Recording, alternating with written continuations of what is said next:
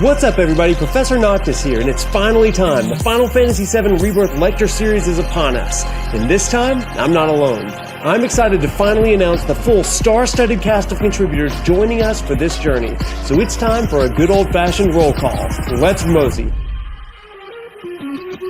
Schrodinger's Baby Seal, Night Sky Prince, Unaleska, Final Fan TV, Subtext, Blitz, Phil Hartshorn and Aaliyah Will, Sleep Easy, Tyler Hepner, Eyes on B, Sector 6, 8-Bit D, Lully Joe, Bioroxus, Finny, Grugel and Shoop, David Vincent, Genesis 7, Jesse Cox, and Final Fantasy Union. It really feels like everyone is here, but who's to say there won't be more? After all, we want this lecture series to be the most comprehensive, the deepest dive into one of 2024's biggest games. The series starts next week, so be sure to like, subscribe, and follow on YouTube and Twitch for all the Rebirth content you can handle. Because trust me, you don't want to miss a single episode of this. So get those notebooks ready and we'll see you in class.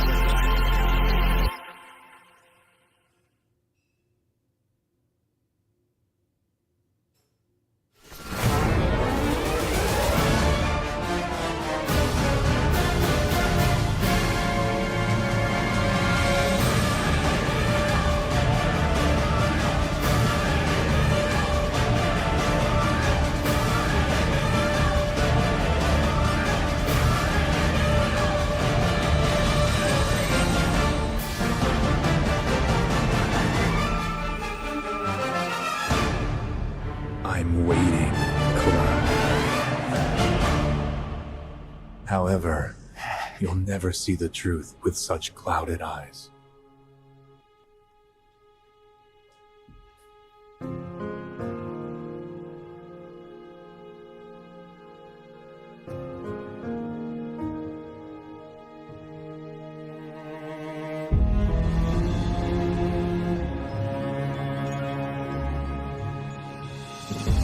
ProfNoctis here, and I'm excited to announce a new lecture series on Final Fantasy VII Rebirth, picking up right where we left off with the remake.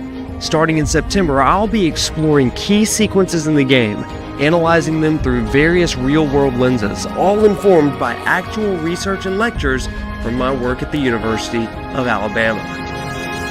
Through video essays and live streams, we'll consider how Rebirth echoes Buddhist pathways out of pain, and how Christianity continues to inform the ever-problematic Whispers.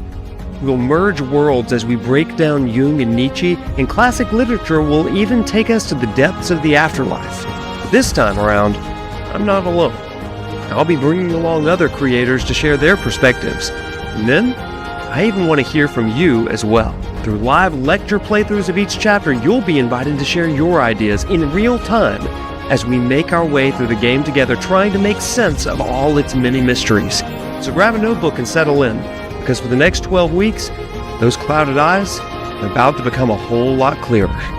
This is our Final Fantasy VII Rebirth lecture series.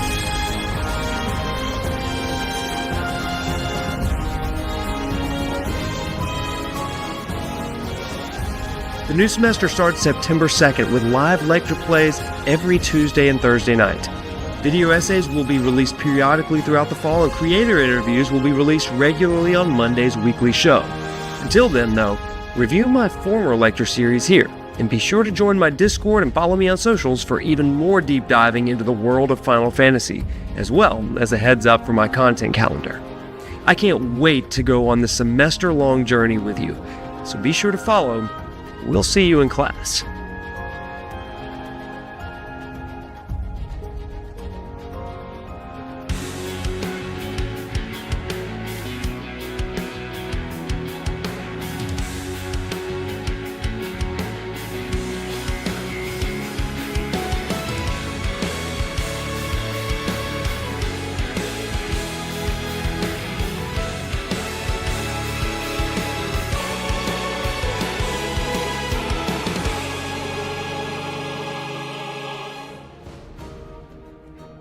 everybody. Welcome in. Happy Tuesday. I hope you are doing awesome. What's up? What's up? Welcome in. Welcome in. Happy Tuesday, everybody. Look at everybody we got in here. Welcome in. Welcome in. Oh my gosh. Wrong mic? Of course it is. Of course it is. Yeah. No, I got you. There we go. That's it. That's it. It's the right one now, baby. So, let me explain what just happened here, everybody. Right over here, I have my video essay recording mic. Right here.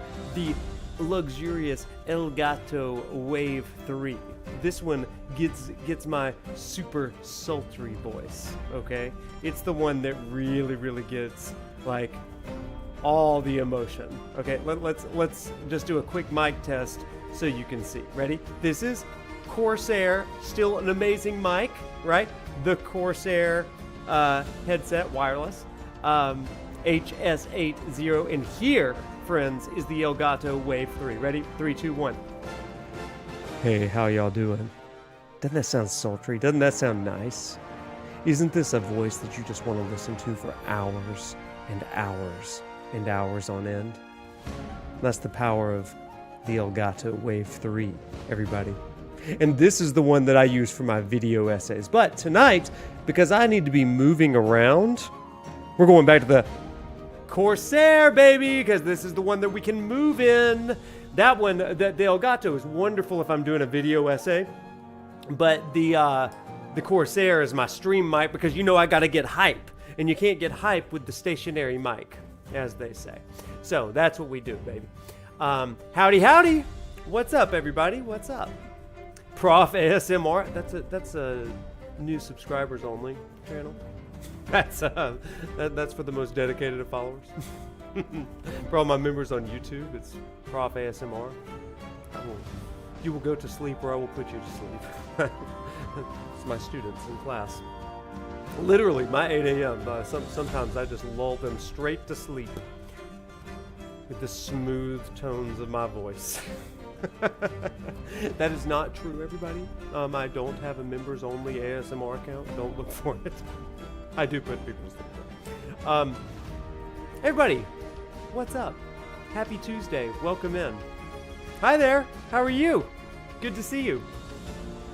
Couple things as we get going. This is a huge day, everybody. A huge freaking day. A huge day. Because it is the day that Final Fantasy XVI has been released to our friends on PC. And how awesome is that? It's also the day that I got to share the beauty of Final Fantasy XVI, the opening sequence, the prologue, the Phoenix Gate tragedy with my entire class. How fun was that? For me, it was a lot of fun. For my class, it was traumatic. It was traumatic. And if you follow me on YouTube, make sure that you're checking out the video that I posted just a couple of hours ago. Our video editor RAs have put together a series of really cool videos about my class. I had some students that reacted to the opening prologue, and so Jedi in the chat, and then somebody that's in our Discord, Lana, they have put together a really cool set of videos for this for this stuff. So you saw the video of me interviewing my 2 students. Yeah, how cool was that, right? Like the whole class just was like really into it. And like these are y'all, I gotta share this one story from class today, okay? It was so awesome because we have like a handful of people in the class that are gamers, and then the rest of them are not gamers at all. And there was this one girl today who timidly said, hey, I'll give it a shot, because we passed the controller around in class, right? And this girl was like, I'll give it a shot. And I was like, okay, this is the big one, right? Like we're like back at Phoenix Gate, and you're gonna play as Joshua and then Clive, and she did it, and she beat the Dragoon boss. Okay, and you know what I'm talking about, chat. That boss is like your first real test. The Morble was intense, and we like, but there was this amazing moment where she's playing and like she's dodging, and people are saying like, I wish I had this on video. They were saying like, press R1, you can dodge, and like she did this precision dodge, and then she did a counter attack, and they were like, ah! And they were like going back and forth with her, and she was like, how do I heal? How do I heal? She's holding the controller. She's like, I have no idea what to do. And we were all just yelling like, press the D-pad. What's a D-pad? Press up on the little button on your left hand. And she's like going nuts. Okay. So she finally staggers the Dragoon, and everybody's going wild, and they're going push, push, push, and they all like hit, like she hits the guy and finally beats him, and the class just goes, ah! It was awesome. It was awesome. It was the first boss that she's ever beaten in a video game, and it was such a cool class moment. And that's one thing you can't get from just watching a lecture play for homework, and that's why, like, that's a memory that we will have as a class, right? Playing Final Fantasy 16, and I think that's just so stinking cool, right? I just think it's so stinking cool. I would actually love for us to watch the reaction video that Lana and you'll see the shorts tomorrow that Jedi is putting together. Just an amazing group of editors we have. They're crushing it, because I gave them this task. I was like, guys, I just got out of class, it's launch day, it'd be really cool if we put out some stuff over the next few days with that coincide with the launch of 16, and they were like, we're on it. And I was like, you guys are amazing. So, and like, I went to teach more classes at that point. It was just like, this is so cool. So I want to show you the first one that we got today. Yeah, let me zoom in a little bit here. Yeah, oopsies, there we go. Yeah, but I just thought this was so stinking cool, okay? Can I do something with this? Can I like, oh yeah, maybe that. Okay, so we're gonna watch this together. I think it will work. I think it'll work. So let's try to watch this together. I just think it's really cool. Let me know if you can't hear this, okay? 3, 2, 1, go.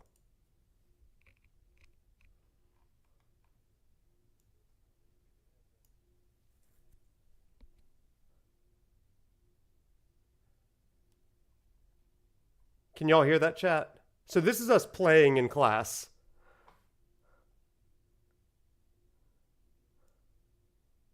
Oh, you can't hear it. Dang it. Okay, well, that's a shame. That's a shame. I don't know what's happening here, so. Dang it. That would have been so cool. Okay, so anyway, go over to YouTube and watch that video. I don't know why my background sound's not working. This is not professional Noctis. This is unprofessional Noctis. It's what that is. But you know what? It is what it is. Do I have the sound source in? Honestly, yes, I do. And also, I probably don't. But I also don't know how to fix that. So we're just not going to, and that's okay. That's okay. So anyway, head over to the old YouTubes to go check it out. Okay, great. Thank you, Kuya. You sent that. So, and if you're new to the chat, everybody, let me explain a little bit of what I do. So, everybody, my name is Professor Noctis, aka Wade.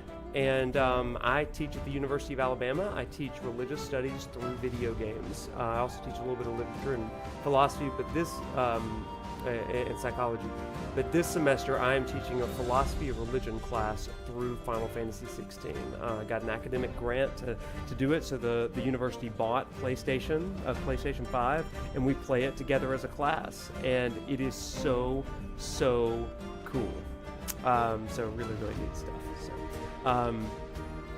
But we, the cool thing about using video games in the classroom is that we will be, that when you play a game, you're building memories, first-person memories, like the girl that beat the boss today, right?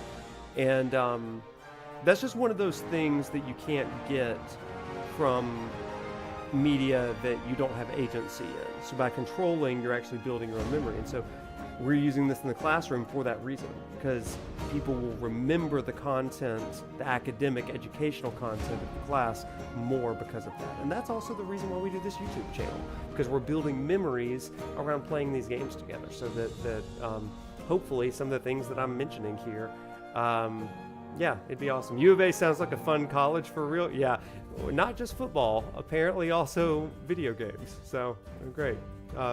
Yeah, Farthers, you have a burning question. Will we be getting some quick fire flame facts today? We absolutely will. Because tonight, we are going straight to Junon with a lecture that I like to call The Flames of Resistance. We're going to be doing some great deep dive into the region of Junon, and I'm super excited about some of this stuff that we're going to be getting into. Our research assistants have done an incredible job compiling some quick fire facts, as what I guess we'll call them tonight. Fire facts. That might be a fun one. I don't really have a noise for that, but fire facts. I really should have done like a fire symbol or a fire thing. Hey, thank you for the sub, Lady Brings. Did we settle on fire facts? I also like bird facts. Fire facts, bird facts, whatever. So, without further ado, why don't we go ahead and get started into things. That's enough chatting from me. So let's go ahead and do this. Ta-da! We're going to reset all the quest data, and we're going to play on hard mode because that's where we are. Bam, and play on hard difficulty, yes. Starting chapter 4, let's do this. Hey, check it out.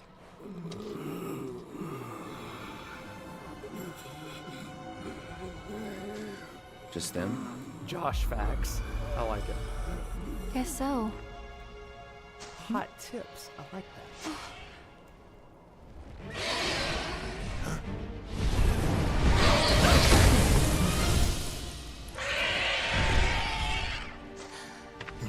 Oh my god. He ain't coming back.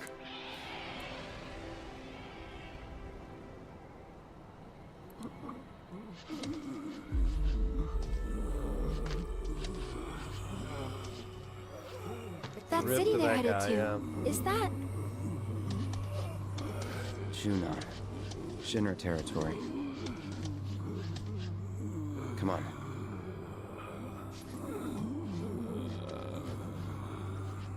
Dawn of a new era.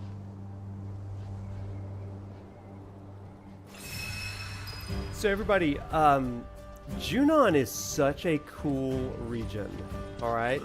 Like, I absolutely love Junon. If you're just picking up with us, we are following these, these black-robed guys, because they will allegedly lead us to Sephiroth. Where did that bird even come from, you think? There's a story about a great condor set to roost on an island's abandoned reactor, though there's no longer any way to reach the isle. Or at least, none that I'm aware of. Nature's finally reclaiming what Shinra stole. Well, even if we could get there, I'd rather not bother. Didn't seem very friendly. Agreed. Let's focus on where we can go. Junon. So I wanted to give us a quick view of Junon proper here, I guess. This is all of the land that we're going to be looking at tonight. This is such a cool region because it's so different from the Grasslands, right? But you can see all of this stuff. I just also just love the way that it's spread out here. You've got these ships. I mean, it's just almost like a trash yard, a junk heap, where there's construction, things that are being built and stuff, but it's just like the complete antithesis of the Grasslands.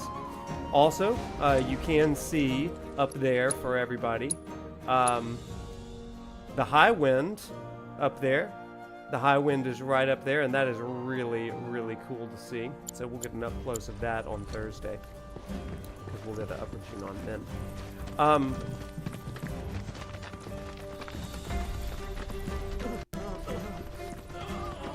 Oh, I hope we see that black robe that was taken in part 3. That'd be so cool. tonight, everybody, we're going to do some side quests, a few main story quests, and really get to the part where, or we're going to stop tonight when we get to the part where we go to Upper Junon. So we're going to do everything in Lower Junon that we can tonight. And while we go, we are going to be doing some fun fire facts. I think we're going to call them fire facts. I like hot tips, too. No.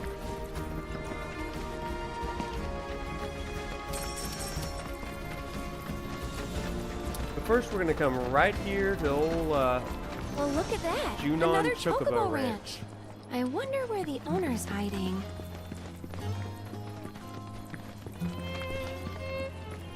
Love this sad Chocobo theme. Yeah, the High Wind of Part 3, Hamaguchi has been hyping it up. Who are you? Wait, you didn't come from the Grasslands, did you? Yeah, we did. You know Bill? He helped us cross the swamp and everything. You what? God damn it. I told that idiot to take his signs down. Swamplands are dangerous even on Chocoback. I'm Gabe, by the way, owner of the ranch here. And before you ask, my birds are not for rent.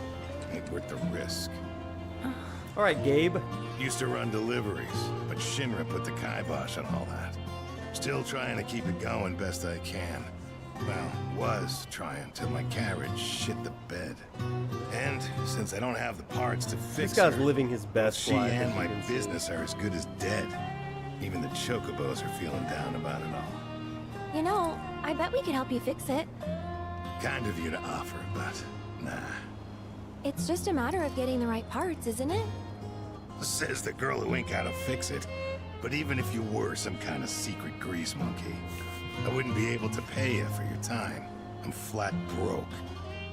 Ain't even got the shirt off your back. Curious about my birds? I've tried setting them free, but they just keep coming back.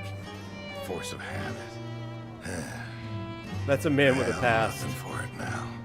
Those wrinkles Serves tell me a right story. thinking I could run a business. Should have And known sun it'd all damage. fall apart. Those wrinkles tell Hey, a story come on of now. sun damage. Don't be so hard on yourself. Please, Cloud. He needs help. Junon is If not for sponsored him, by then at Sunscreen. least for the Chocobos? We are definitely going to help. Sweet. Thanks for the sub, Denver. I wasn't really asking, but I gotta warn you. The parts I need are hard to come by. At least around here, they sure are. So where can we get them? From this craftsman at the top of the mountain. He'll have them. Can't go on foot, though. Only a certain Chocobo can make that climb. Bird by the name of Belle. Last I saw, she was over yonder. She certainly was, but now she's with us. That's so. All right, let's roll. Let's roll.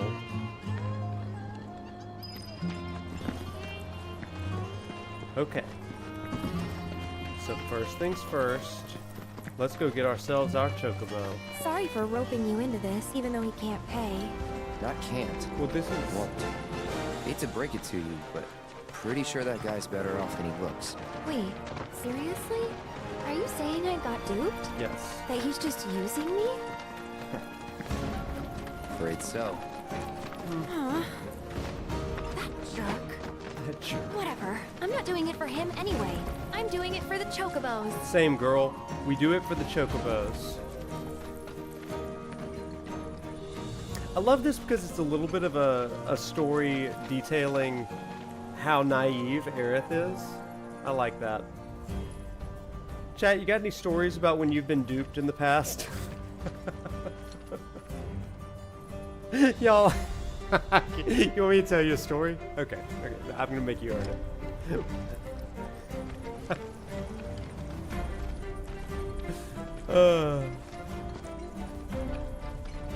If I get through this, or if I fail at this, then I'll tell you the story now. Otherwise, I'll tell it to you later. When did I start creating videos? Ah, that Chocobo. Okay, are we ready for this? Have I already done this? Oh, I don't have to do this. Because I guess I've already done it. Okay, I was gonna fake that. When did I start creating videos? About a year ago. I made my first video, What is Final Fantasy, about a year ago. And, yeah. I had been streaming for a little bit before that. In fact, not this Sunday, but next Sunday, we're going to celebrate my stream-iversary. My 3-year stream-iversary. Okay, so we need to go up to Homeboy up there, up on the mountain. So anyway, telling a story about being duped. Several years ago, I actually worked at a church and in a city, and we would occasionally get people on the streets, from the streets, who would come in and ask for assistance, and this is kind of like a side thing that our church would do for people in need in the community. And so there was this one time when this woman, I was like the only one there. This one's for you. And this woman came in and she was like, hey, do you have anything to give, like some cash, something like that? And I was like, well, we don't really give out cash, but we do give out gift cards. And I was like, well, just tell me a little bit of your story and stuff. And she was like, well, you know, my car, you know, I'm kind of living out of my car right now. I was like, okay. And she said, so earlier today, I was out on such and such street, and I was panhandling. I was like, you were panhandling? And if you don't know what panhandling is, that's essentially kind of like asking for money. And got a sign and stuff. She's right outside her car. And she said, I'm out there. Oh, the game audio's loud. Okay, I'll fix that. Thank you, Greg. Yeah. Let me fix that for you. So she said, I'd been panhandling, and a cop drove by. So I hopped in my car and pretended like I wasn't. And I was like, excuse me? And she said, yeah. So I like drove like a few blocks away, and I got back out and I started like asking again. And I was like, oh, okay. And she was like, so I'm just looking for a little bit of assistance. I was like, okay, well, you know, maybe we can. And she said, but I really need cash, not really a gift card or whatever. And I was like, okay. And why, like, talk to me a little bit about like what kind of gift card you need or whatever. Like, cause again, we didn't give out cash at this point. And she said, well, I'm not gonna lie to you. I'm not gonna lie to you. I got a bit of a gambling problem. And I was like, oh, okay. And then she said, I drink a lot. I was like, you're not making a great case for yourself. She was like, yeah. I was like, so what are you going to use this for? She said, I'm probably going to use it on gambling and alcohol. I was like, thank you for your honesty. You realize I cannot help you now because you've said these things. And she said, yeah, I guess I should have told you that. And I said, hey, thank you for your honesty though.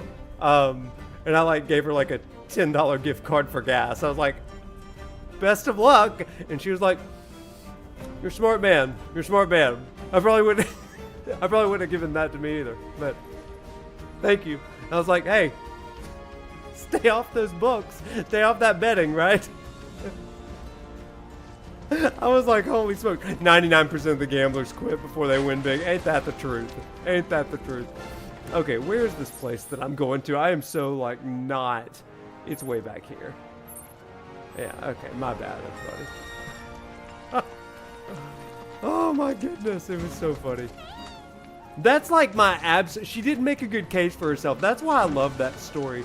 Because, like, she was so genuine. And at the same time, I was like, I can't, like, in good conscience give you, like, cash. So who duped who in that story? I don't know. But it's just one of those questions that I'm like, oh. It was so funny. Back in the day. I think about it. That was probably 15 years ago. I was real young in my career and stuff, and I was like, oh, you know. Just got home from work. How was work, Matt? Y'all, I got stories like that for days. They're so good. They're so good. I feel like after 15 years, like the there's like a statute of limitations that goes away. So, Jedi, you and your brother and sister figured out the password on your phone and changed all the autocorrect settings. Oh no! Took you forever to figure that out, so then your best friend helped you come up with a new password. Oh man. And you made it your gamer tag. Oh, that's sweet.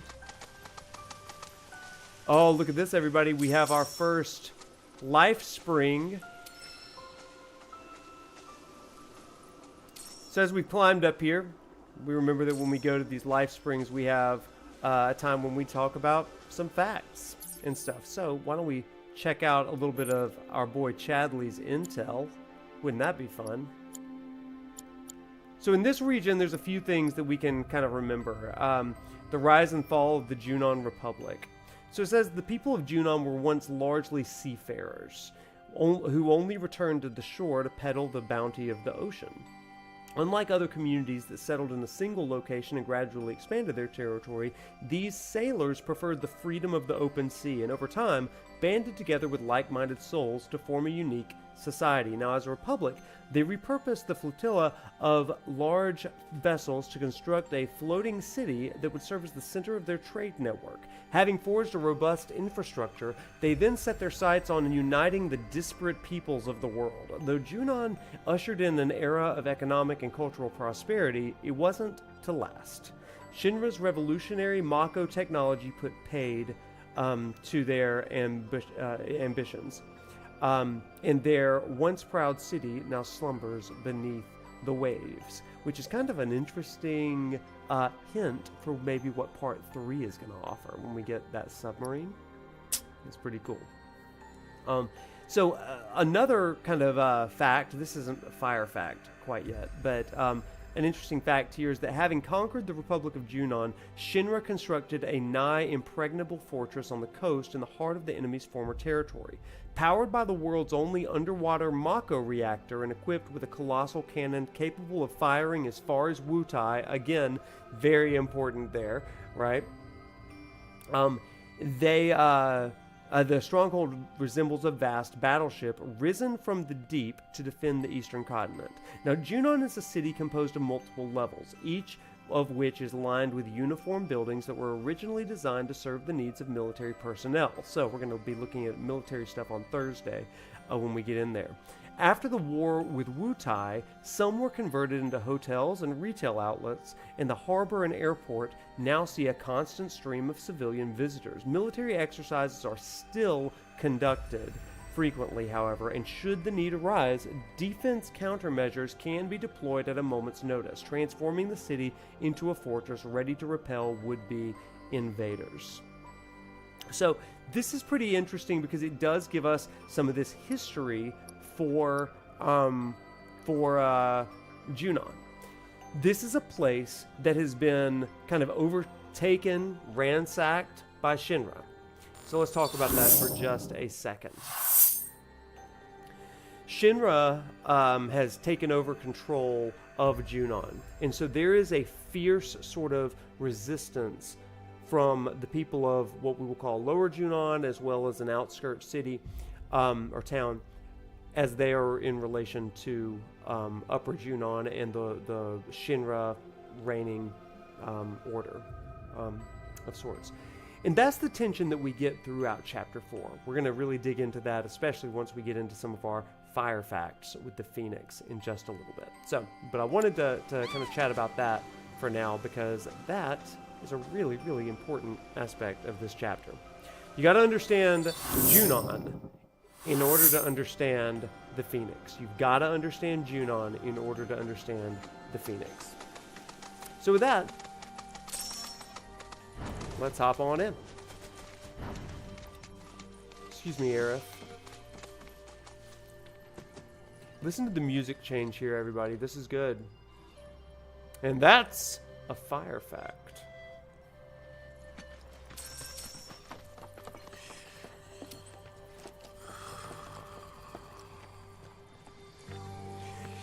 I love this song. This is not on the it's not on the OST, but it's a great, great song. Can I help you? We're trying to fix Gabe's cart. No. So you're looking for parts. Well, you'll have to come back tomorrow, or the day after. I'm too tired to help you right now. Think a swift kick could get him up? What shall we do, chat? Wake him with magic, gently, or let him be? What do you want to see tonight? I'll do the first one I see.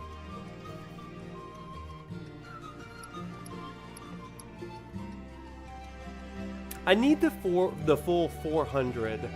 Let's wake him with magic. Wake up! 400 song soundtrack. Well, you're not Everybody's serious, are Team you? Magic. Scared me half to death. Ah, Jessica You Lynn, I'm wanna so get glad. my ass up? Then you bring me exactly what's on that list. Got it? Well, I say we get his ass up. I love her. Okay, so we're gonna go on a little treasure hunt. I tell you what, every time we go into a little bit of a treasure hunt mode, we will pull up, oh, we're gonna jump. Whoa, Cloud, wow. Big jump, Cloud. But every time we do, find a treasure on this treasure hunt, we're gonna do a fire fact, okay?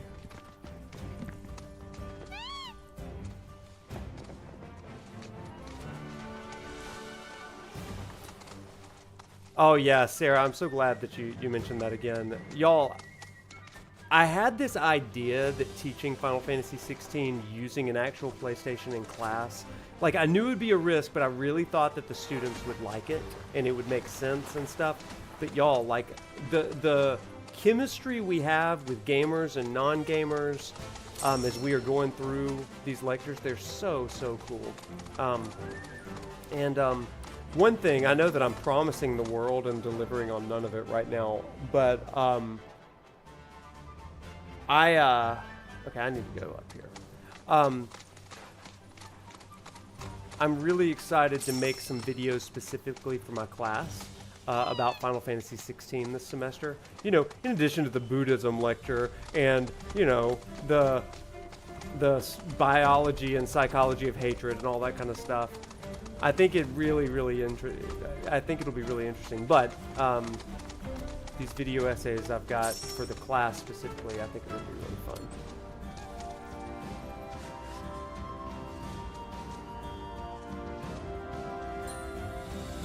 Okay, let's head over here. It gives hints at both ideas. Yeah. I mean, listen, I was so happy that they first of all wanted to do this, because I was like, hey, you don't have to do this at all, but like if any of you wanted to give some quick reactions, I think it'd be really cool to do that. So I was like, y'all just come out to the quad with me, and they were like, yeah, we'll do it. This too is really cool. Not every, like some people are like, you get to teach about video games and all this stuff, like you've got like the coolest job in the world. And like there are days when it's like definitely work, but days like today was like, oh, this was a really good day. So anywho, let's see, what are we looking at? We got that one, and then there's one at the base right over here. Once we do this, we'll open up some fire facts for us, okay? Ooh, it got real dark all of a sudden. It should be like right over here somewhere, I think. Maybe up here? Yeah, I think it's up here. Yeah, that's what I was thinking.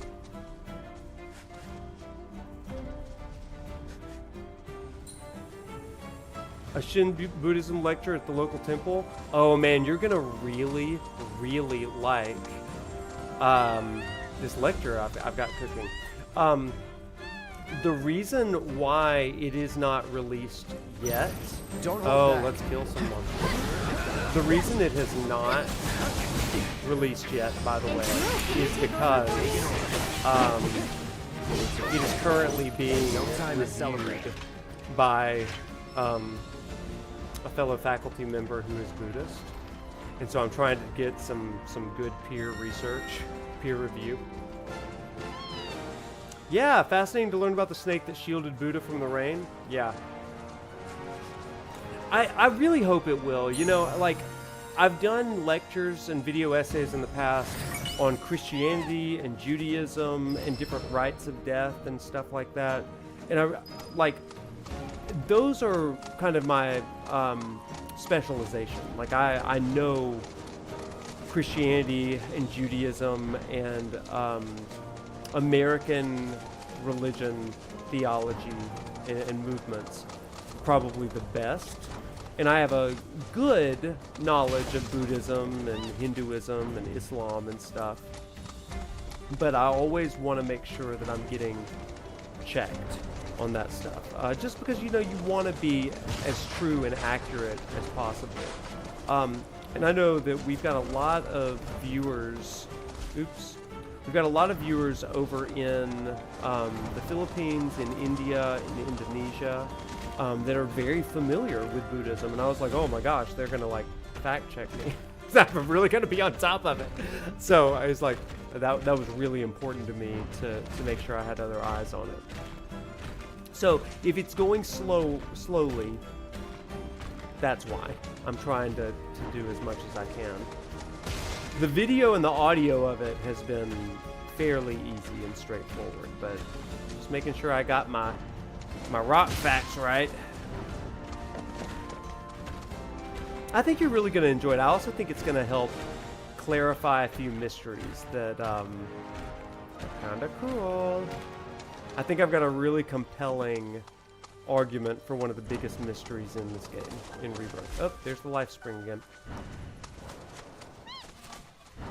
Sub, you ain't lying. Like, I am shocked. Like, to think about the like slow kind of content drip that we have typically had, and now it's like massive content all the time. It's crazy, dude. Like, and I gotta just give it up for the RAs. They have been so cool in creating this culture and stuff. So Special delivery. yeah.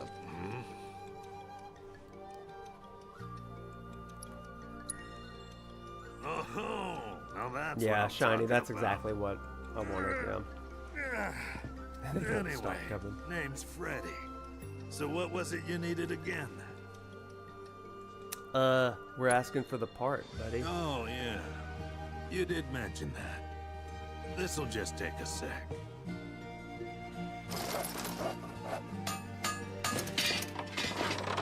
Oh man, I should have done those side conversations. Tell me she ain't a beauty.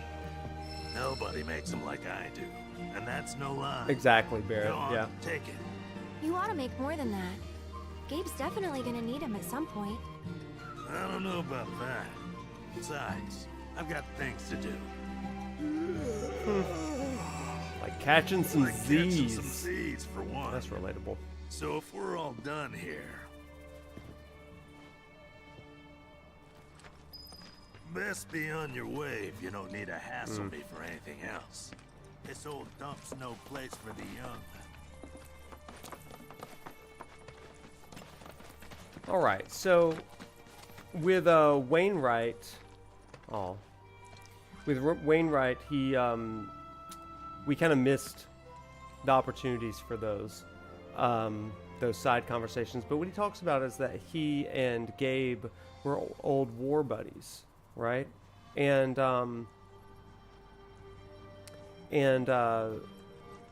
they've got a lot of loss, a lot of death. And a lot of mourning. In fact, you can kind of see out here, this is such a really cool thing where Wainwright has memorialized some of his lost comrades, right? Through these, this kind of makeshift cemetery with these stacks of rocks. I think that's such a really cool insight. I'm not sure that I saw this the first time through, but when you know that he's got these friends that have died and they're kind of living in the aftermath of that loss, it's just a nice subtle storytelling. The other thing that's kind of cool here specifically is you can see that we have flowers that are blooming right here on this particular gravestone or grave marker.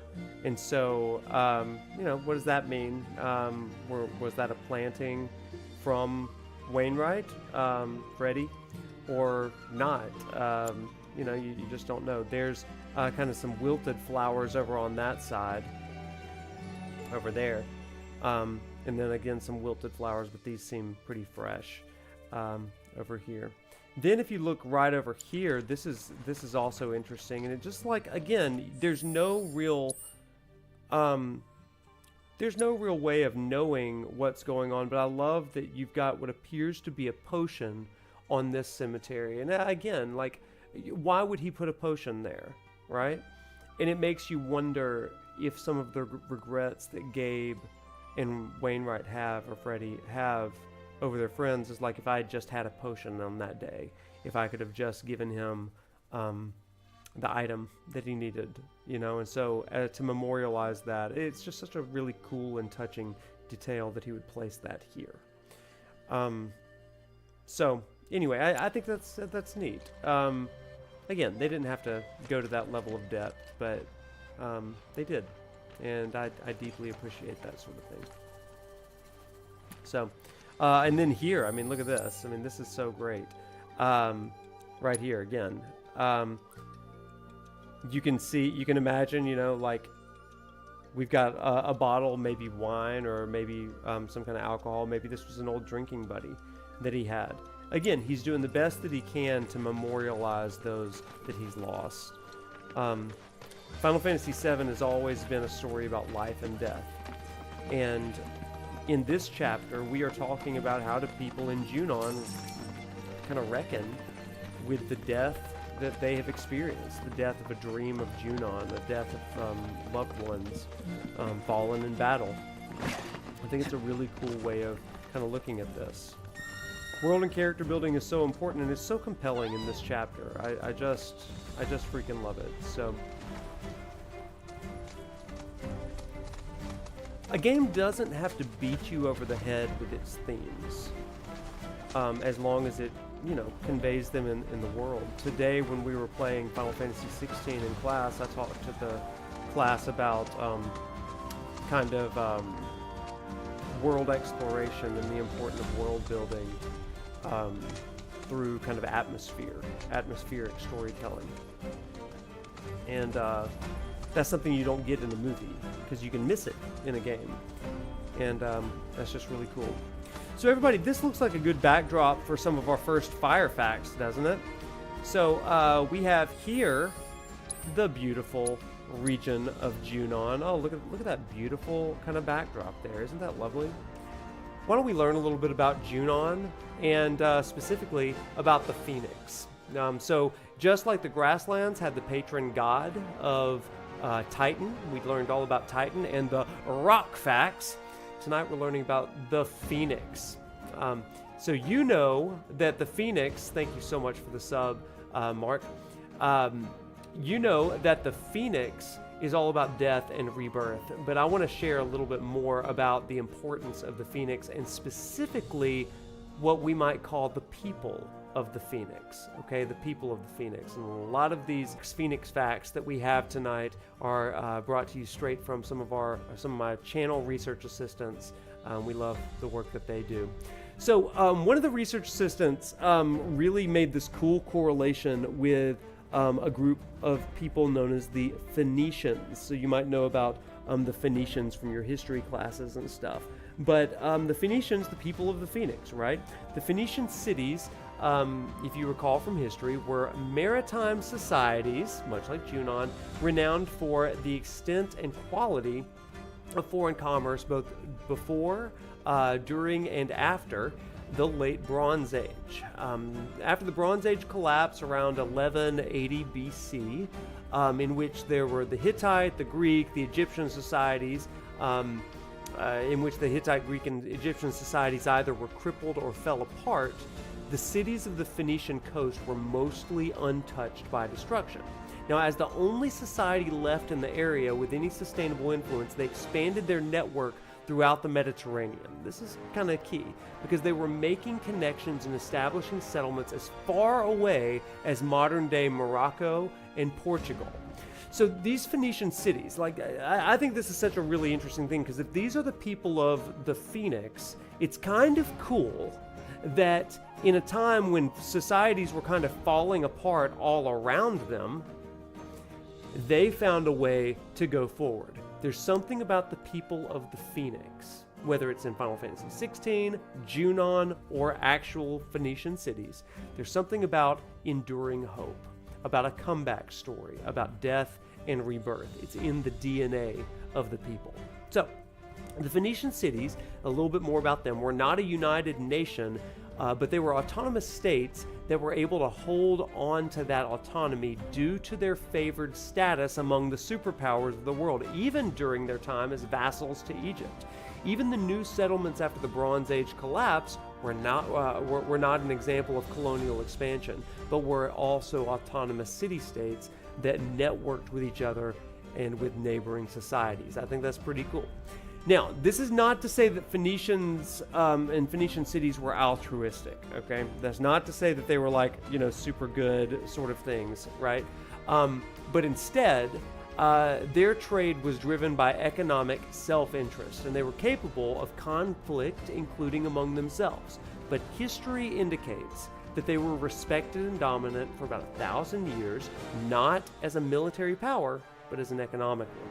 And they played if not the, pivotal role in the revival of the Near East following the collapse. So, even their name appears to be an indicator of their favored status. The Egyptian called them the Finiku, after the word for carpenter or wood cutter, and because of the famous Lebanon cedar wood and other lumber. Now, in Greek, this word became phonikoi, after a word likely meaning crimson, because of the famous Tyrian reddish-purple dye. The Phoenicians, for their part, likely thought of themselves as Canaanites, and they would have identified themselves by their cities. So that's a kind of cool sort of like background of these guys. So again, Phoenician dominance was brought to an end by the Assyrian Empire. The Assyrians kind of went on this military tour, where they took over all kinds of things. But they was brought to an end by the Assyrian Empire. The city-states were first annexed as a province, and later they were conquered as the empire sought to strengthen and expand. Assyria would eventually fall to Babylon, Babylon to Persia, Persia to Alexander the Great, and so on and so forth. So that's kind of cool, right? So the reason that I share all of that with you, is because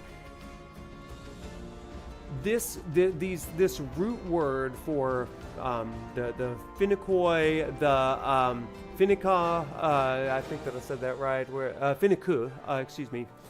All of this kind of plays into some of this Junon mythology of the Phoenix, right? I think that's so cool. Eventually, all of this does tie into Game of Thrones, right? But again, I mean, the biggest thing that I would say is that this is a group that just learns how to live. They know how to survive in the world. So, at this point, why don't we go on over to Lower Junon, do a little bit of story, and then we'll continue on with some of these side quests before we progress with the story. Once we hit side quests, there is something that I do want to do first. Something that somebody suggested to me. Hey! Thank you, Calvin Marty Klein McFly. What a great name.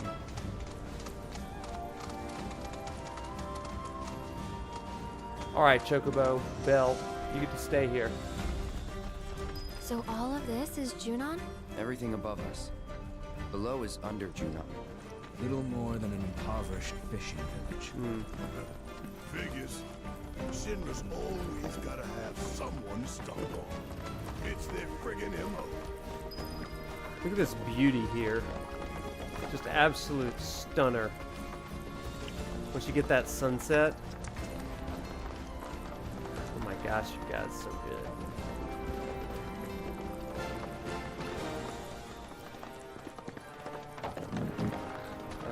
I love that the party just like wrecks everything when they're walking through. We're gonna knock over every barrel. If there's chairs and tables, we're done with them. We love to make a mess.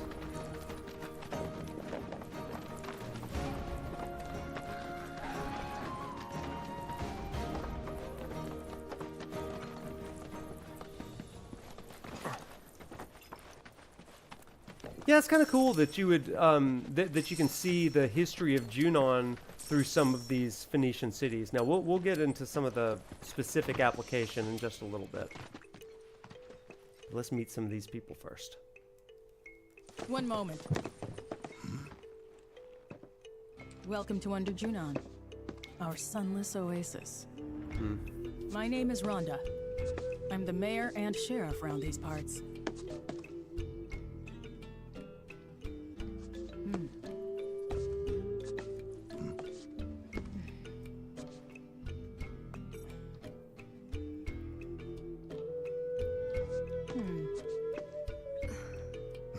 What?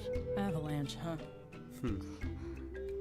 That depends on who's asking. A woman who could turn you in. And be 100 grand richer for it. Well, you know what they say. Can't take it with you.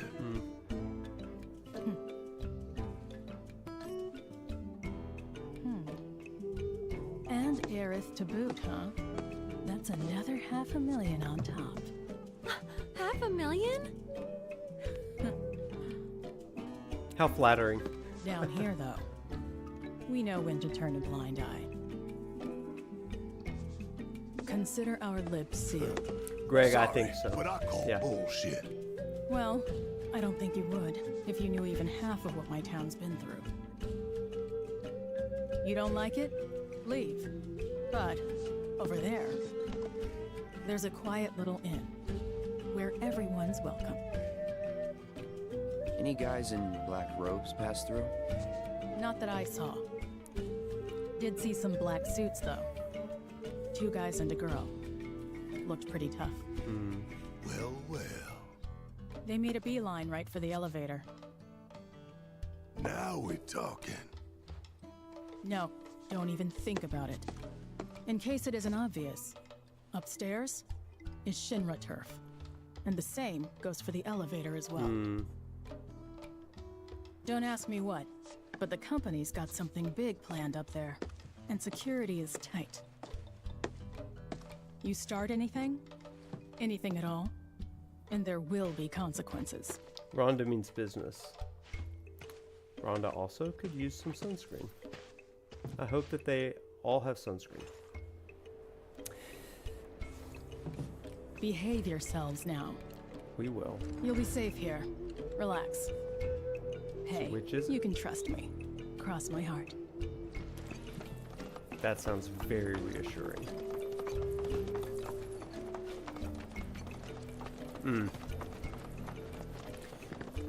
So chat, when it comes to Lower Junon, I There's gotta be love black the robes lore around here. here somewhere. So how are we gonna find them? That would depend on where they are headed. If they mean to continue west, there are only 2 ways off this continent. By sea or by air. Right. Might want to ask around town then. Locals will know routes not on the map. May have even seen stragglers pass through. Or got boats for rent or something. How about we meet at the inn when we're done? Sounds good. And remember, low profile. Low profile. Hey everybody, friends. Brittle houses in the sea air. You're certainly well traveled. I know. hope that more people come to recognize your talent. I'm a great photographer. Have you met Priscilla yet? You'll know her when you see her. She's such a special girl. Got new Magnata books. I just love Keep the smutty stuff. I don't think I need anything in here. But Looking to augment your folios? Okay, I do have a little bit.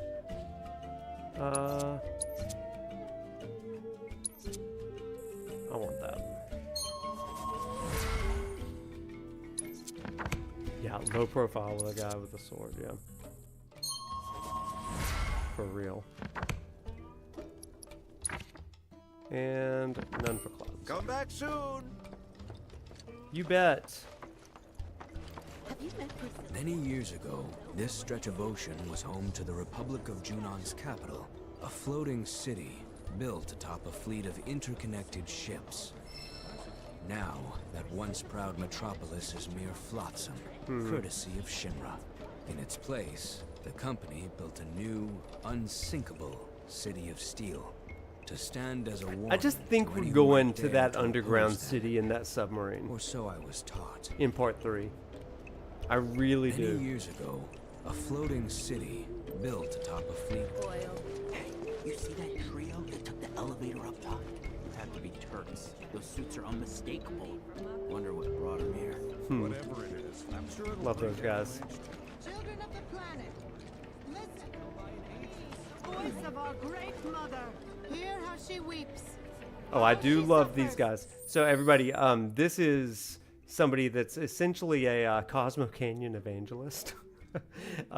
They go into cities and they kind of preach about the planet. I love it. Some of the stuff that they say is some of it's rooted in like actuality, and some of it's what we would call dogma. It's kind of interesting to look at from a religious studies perspective.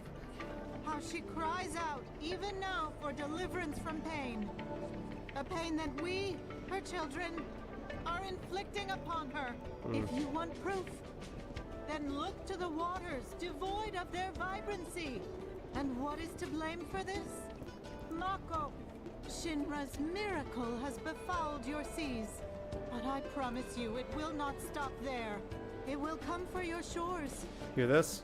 your crops, the air you breathe. The life stream must be preserved. It is the essence of our planet, the very thing that sustains us. And we must not bleed our mother dry. Chat, such a great moment of religious studies, right? I gotta point this out to you. So the things that she just said, I mean, absolutely spectacular stuff. She just mentioned, just look to the waters. Do you see how our seas have been befouled? Have you seen this stuff? Let me explain to you why that's happening. It's an abuse of the planet. Shinra has done it. It's the production of Mako. It is ruining the planet, our mother, right? And so when you think of the planet as the equivalent to the divine, right? When you think about the planet as the divine, in addition to all of the other divinities throughout the game, but specifically the highest ideal of the divine is the planet, she is explaining kind of this religious imperative in a lot of ways. At the University of Alabama on football game days, and you probably see this in your towns at big events and stuff occasionally, but it's especially noticeable in the South and in the Southeast of the United States. We will get what we call street preachers, and sometimes they'll stand on boxes and they will make these great proclamations, and they'll sometimes have megaphones and bullhorns, and they'll yell all kinds of things. Sometimes their message is very compassionate and very caring. A lot of times their message is very condemning, I guess is a great way of saying it. But what they're trying to do is help make meaning in a world where we seem to lose our meaning.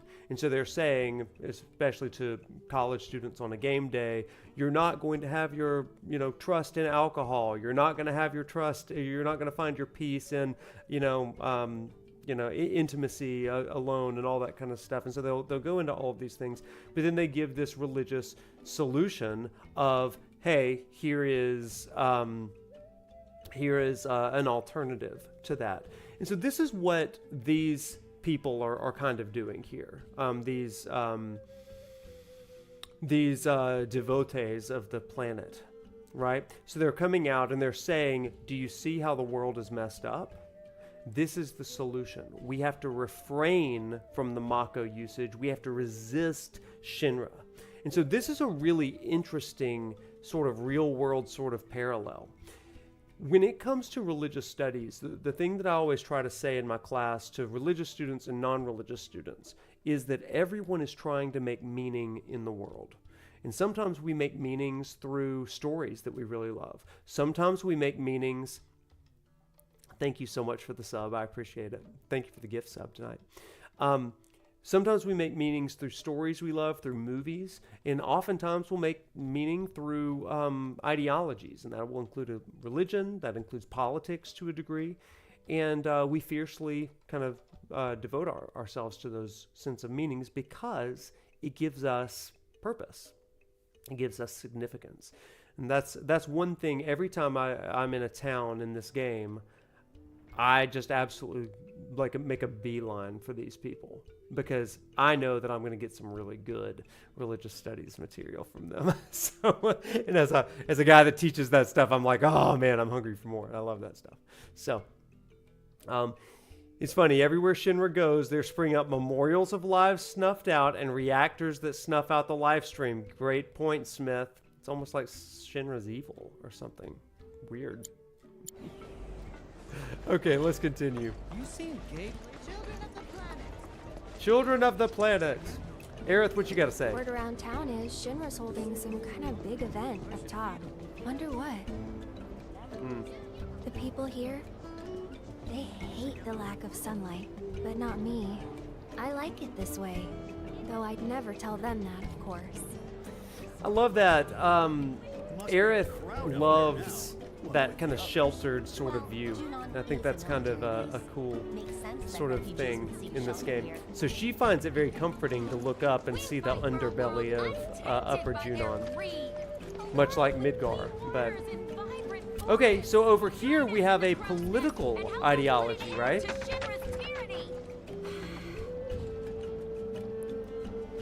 I need her to say it again.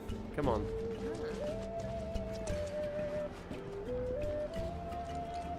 The other one was very live stream focused.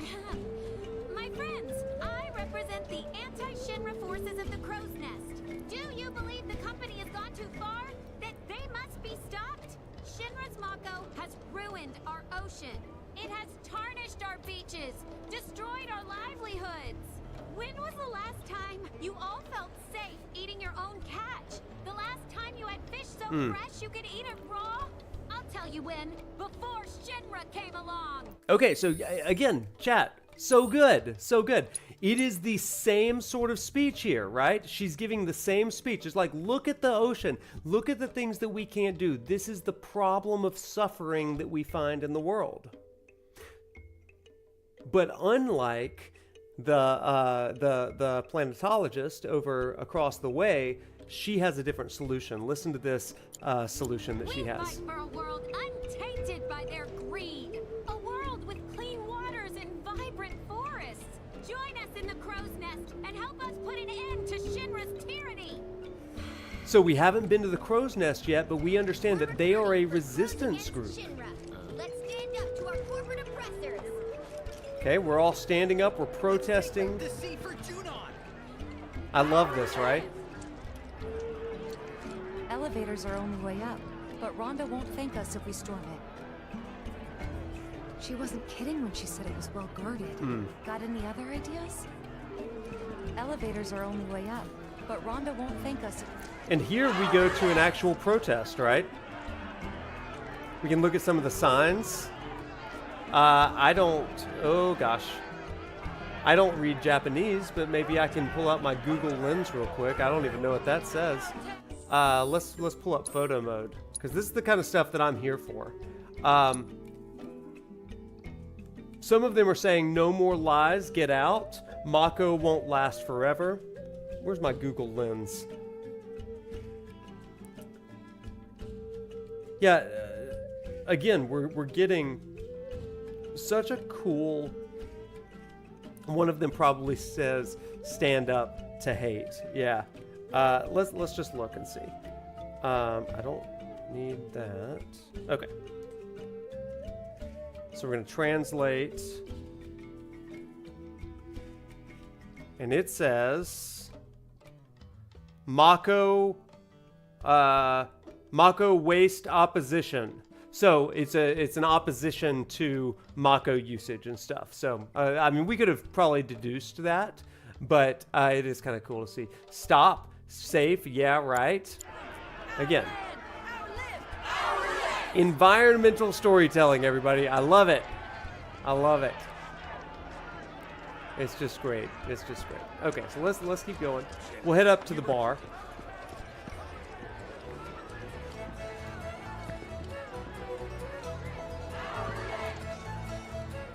Now, one thing I love here is that what's one good way of standing up to oppression? Through the arts, right? I love that.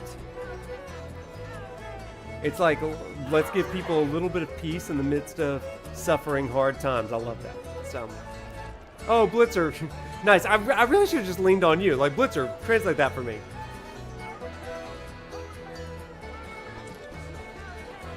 Stop, save is also game advice. That's a good thing, right? Nice. It means everyone's been waiting to conquer the space it needs. If you're sick of polluted waters and steel skies, Come join the Crow's Nest. So the Crow's Nest is in full force. Looking parched. Oh, a press conference.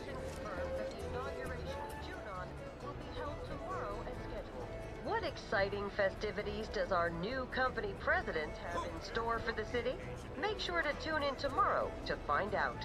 We have received new information regarding Avalanche, Okay. the anti-Shinra group responsible for multiple terrorist attacks in Midgard. According to a recent statement from Public Security, He remembers from Raymond. So basically just saying Avalanche is out. have yet to be apprehended. Mm. Shinra is asking citizens to come forward. Yeah. I got that now. So we're wanted. That's what that radio transmission says.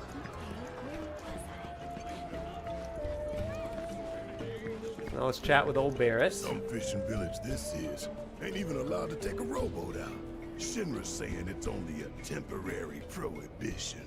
But people gotta eat. People do gotta eat, Barrett. You're so Short right. of stealing a boat and causing a scene, both us and our black-robed friends are SOL. Waters here used to be teeming with fish, practically jumping to your boat, way people tell it. But ever since the offshore reactor came online, only things caught in the nets are monsters, and I ain't talking tuna. I ain't just talking couldn't tuna. help themselves. Had to go and poison the sea too. We should have never let them build a reactor in our waters. Our waters. Ocean's real quiet today. Too quiet. Something's brewing, I can tell you that. Something's brewing. We don't use stairs. another day in a life without sunshine, thanks to the city above. All right, so it's kind of belaboring the point, right? I mean, the whole deal is like everything about this town is indicative of oppression from Shinra. Yeah. Yeah.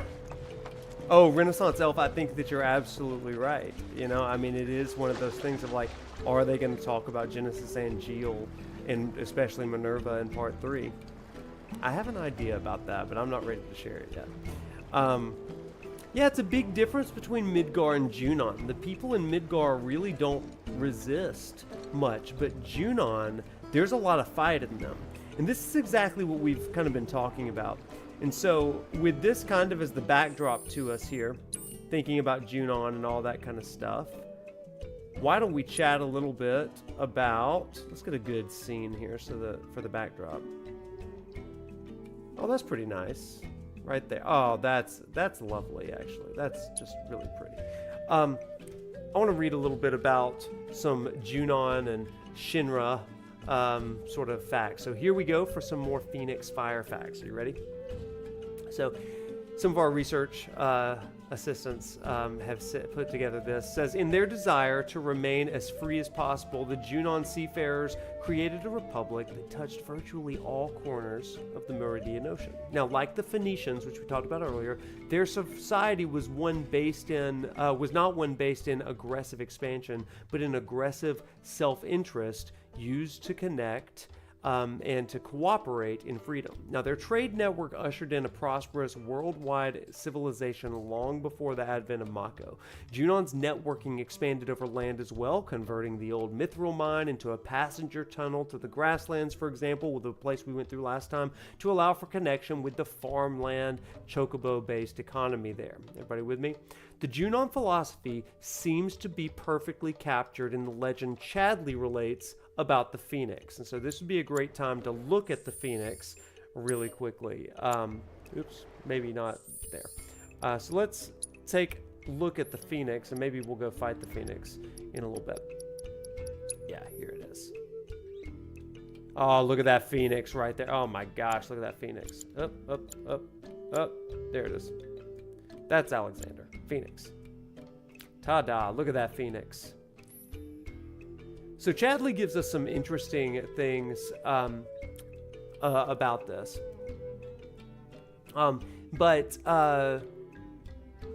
Anyway, Junon's philosophy really is indicative of its advocacy and devotion to the Phoenix in this region. A fisherman shared his fire with the dying phoenix, reviving its flames without the need for its rebirth cycle. So in gratitude, the phoenix brought forth myriad fish into the world. Now, this simple act of sharing resources brought something new and beneficial into the world without infringing on anyone's freedom. I think that's pretty cool.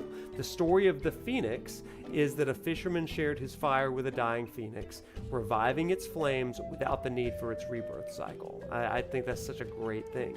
So in gratitude, the phoenix brings forth myriad fish into the world. And so it's this kind of like cycle of life sort of thing, but it's rooted in generosity and concern. I think that's kind of awesome as far as some lore is concerned. So one other quick thing, and then we'll go up to the end.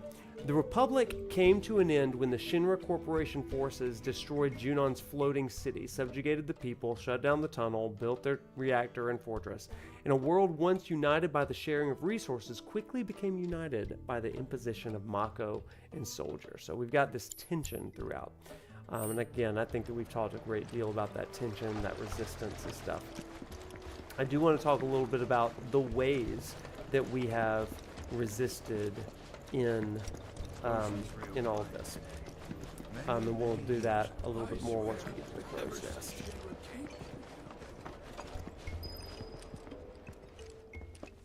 I'm not sure I'm ready to turn in. Can I fast travel? There's one other thing that I want to do really fast. Okay, somebody told me this, and I gotta see if it's true real fast. So, we're gonna... Somebody said to me that I should consider returning to the Grasslands during this time because they said, oh man, can I go there? They said that it is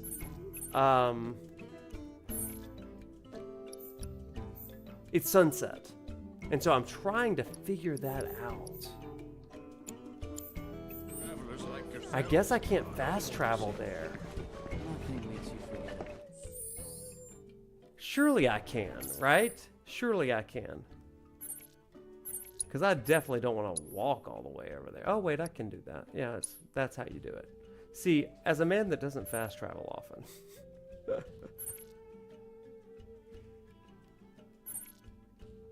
Oh, maybe I can't fast travel all the way over there. Use the Chocobo, dude! Use his cart! Thank you! Again, I gotta depend on you guys that have used fast travel to help me out here, because I just don't do it very much. Do I have to get out of here? Houses in the sea. I'm so bad at fast travel. I'm so bad at it. Okay, here we go. There we go. Now we'll use the cart. This will be great. Oh, we do have to finish up the quest with Gabe first. I forgot about that, and then we can use the card. Guess what? Is that so? Only if you promise. Yeah, that to counts fix as your lost. I carriage was and lost. Take better care of your chocobos. Well, twist I was my lost. arm, why don't you? All right, little lady. It's a deal. Somebody said it's sunset in the Grasslands, so No time like the I gotta present. see it.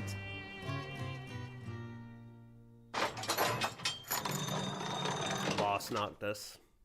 Wait, it goes like this. Yeah. Whew. Good as new. We got the carriage. Oh, I gotta say, that old dog really outdid himself this time. The photo Hell mode of a counter. job. I've used it a Don't lot think my tonight. character's ever looked even half this good. Appreciate it, kids. I could finally get the business back up and running again. That's great. But before we head out, I just want to ask one more thing. If Oh, we should hadn't do a shown photo up, mode counter. I need to would make you one. have even tried to give your birds a better life? Maybe. I see. But I get it. Shinra's a big company, and what they say goes. I can't blame you for being too scared to fight back. Hey, I ain't scared of Thanks, those Vin sons Vin. of bitches. Not one bit. Not Oh? one bit. Then why'd you shut down the business? It's like I told you, my carriage broke. And getting the parts to fix it sounded like a real hassle, so there you have it. Oh, you did? I need to do let it. it go. Or we need to How put it in there. responsible. Okay, fine. Aerith Shouldn't with a little have bit been of so quick to sass. throw in the I like towel. it. You happy? Starting today, I'm giving this job my all.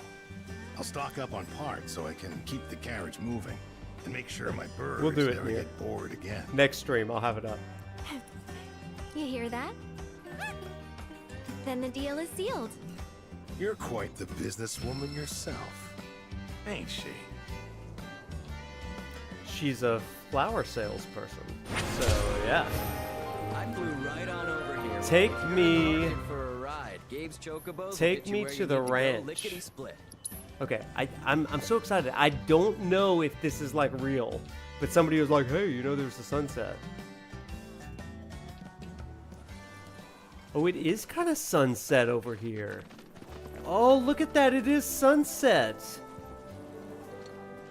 That's cool. Oh my gosh. Look at this place. Let's ride these chocobos at sunset. I did not know this. They didn't steer me wrong. Look at this beautiful place. Oh my gosh, we gotta go to the tallest mountain and take a picture. Oh my gosh, this is amazing. It looks beautiful at sunset. It's got that, it's that golden hour glow. This is so cool. Oh, look at this. Oh my gosh, you guys. Oh, we gotta go to Calm. We gotta go to Calm. Where's the photo spot? We're going to the photo spot right now. There it is. Fast travel. Can I fast travel? Yeah, we're fast traveling to that photo spot. Y'all, fashion show, fashion show, fashion show at lunch. Okay, let's go. Oh my gosh, look at this beauty. Look at these shadows. Oh my lord, you guys. Look at this. Oh my dear sweet God. Okay. Oh my God. Look, Barrett knows. Barrett knows. Top of the mountain. Oh, right here at the... Oh, shut up. This is magnificent. Look at Calm. Move, Barrett. Move. Barrett. Okay. Oh my God. Look at this gorgeous place. Oh my God. The lecture has been derailed. It really has. Oh my God. Look at it. Look it. Okay, we're gonna take some pictures. Oh, look at that. Oh my God, you got look at this. Look at those happy little trees. Happy little trees. Oh my God, look at that happy little tree. Oh my God, that looks like a wallpaper. That looks like a computer wallpaper. Oh my God, you guys, 200 more hours right here. Look at that. Oh, look at the foliage. Oh my. Okay, Barrett, let's take a bro pic. Wait, where are my girls? Where are my girls at? Hey girls, time for a sunset pic.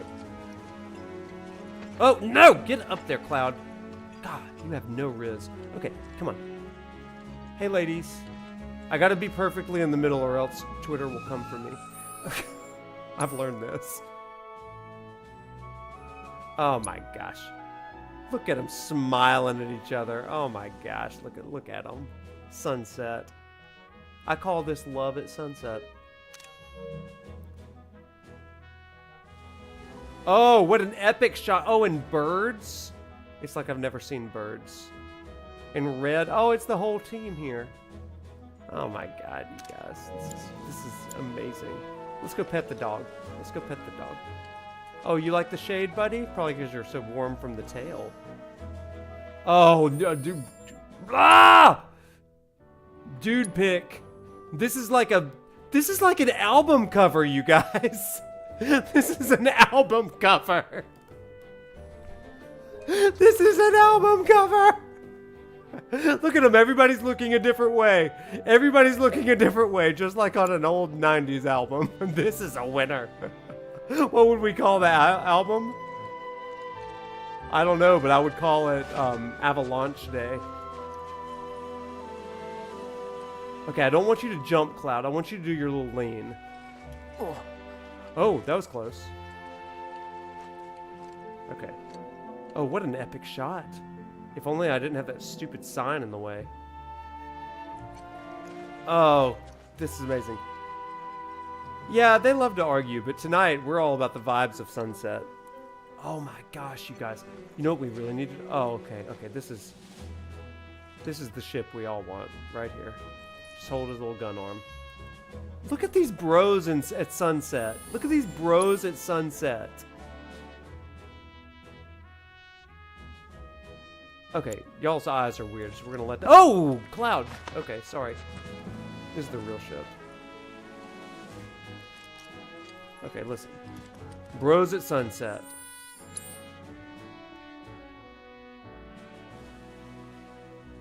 Now that looks like an album cover.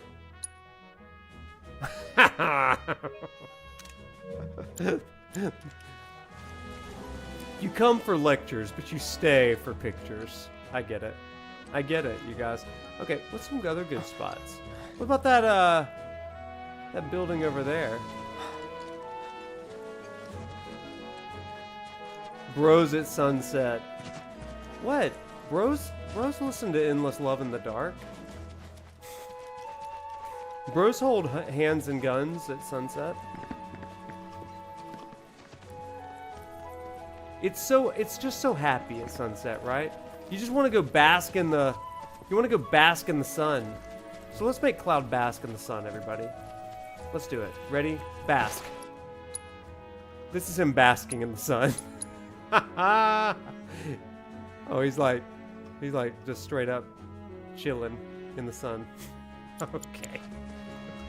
This is why I have 200 hours in this game. This is why. Does it ever become nighttime? I don't think it does, but now I'm like on the hunt for it. This is so epic. It's so good.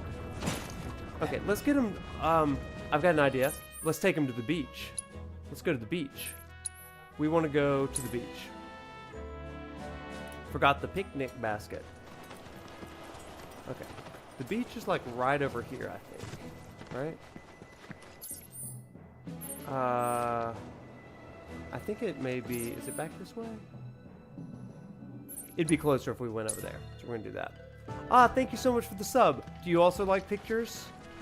Team Pa High Rat? It's nighttime at the Gold Saucer, but yeah, it locks that fast travel at that point.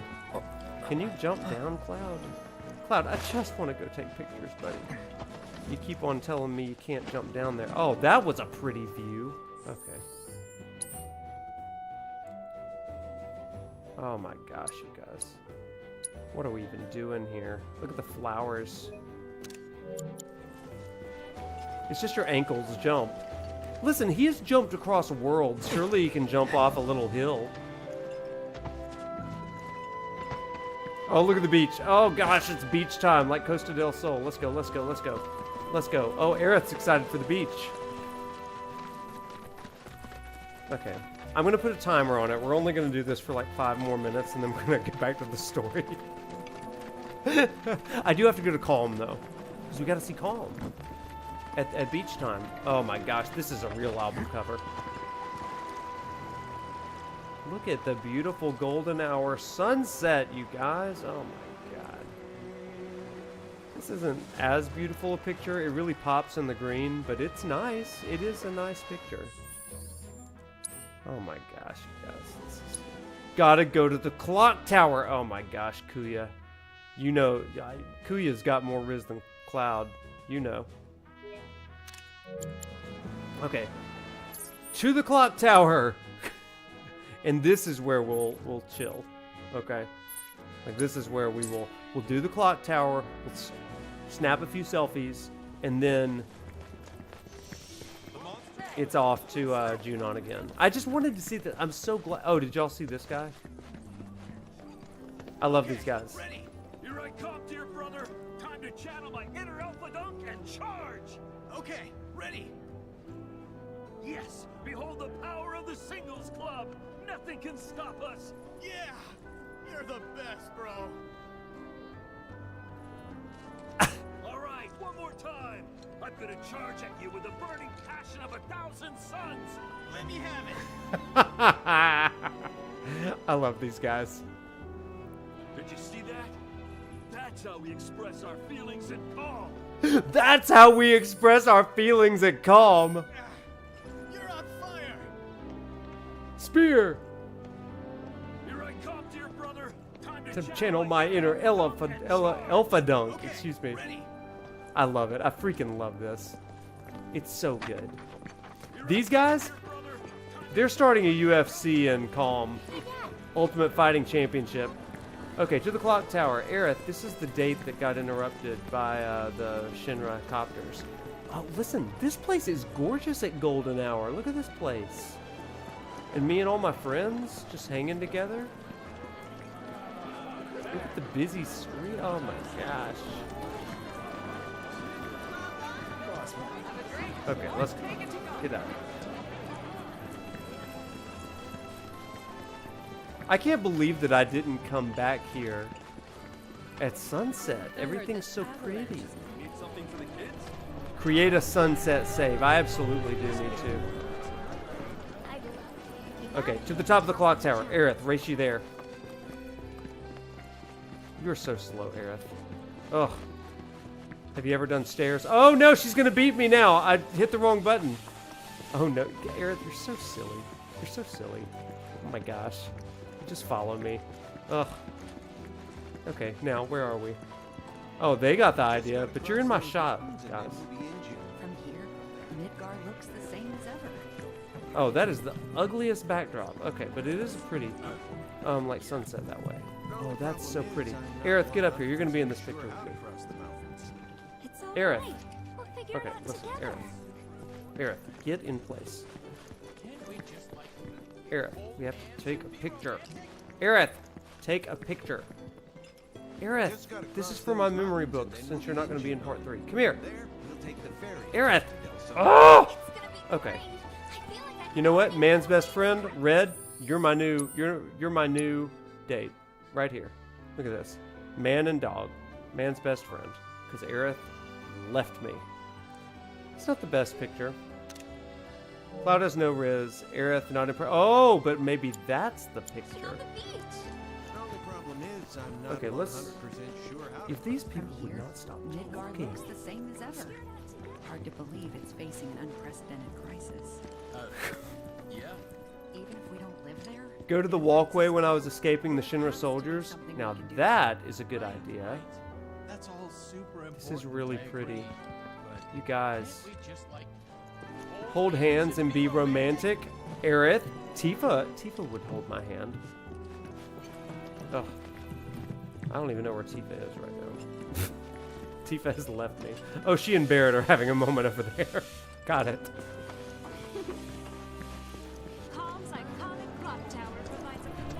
Okay, so the walkway was like right over here, right? Was this right? I think it was. Oh yeah, this is kind of pretty. Like these arches and this child that's gonna throw rocks at somebody. I think the best place for a picture is on that bridge. Okay. Last picture. of the night is going to be on that bridge, and then we're back to Junon, and we're going to go do what they want us to. Did someone say rocks? Because we got facts.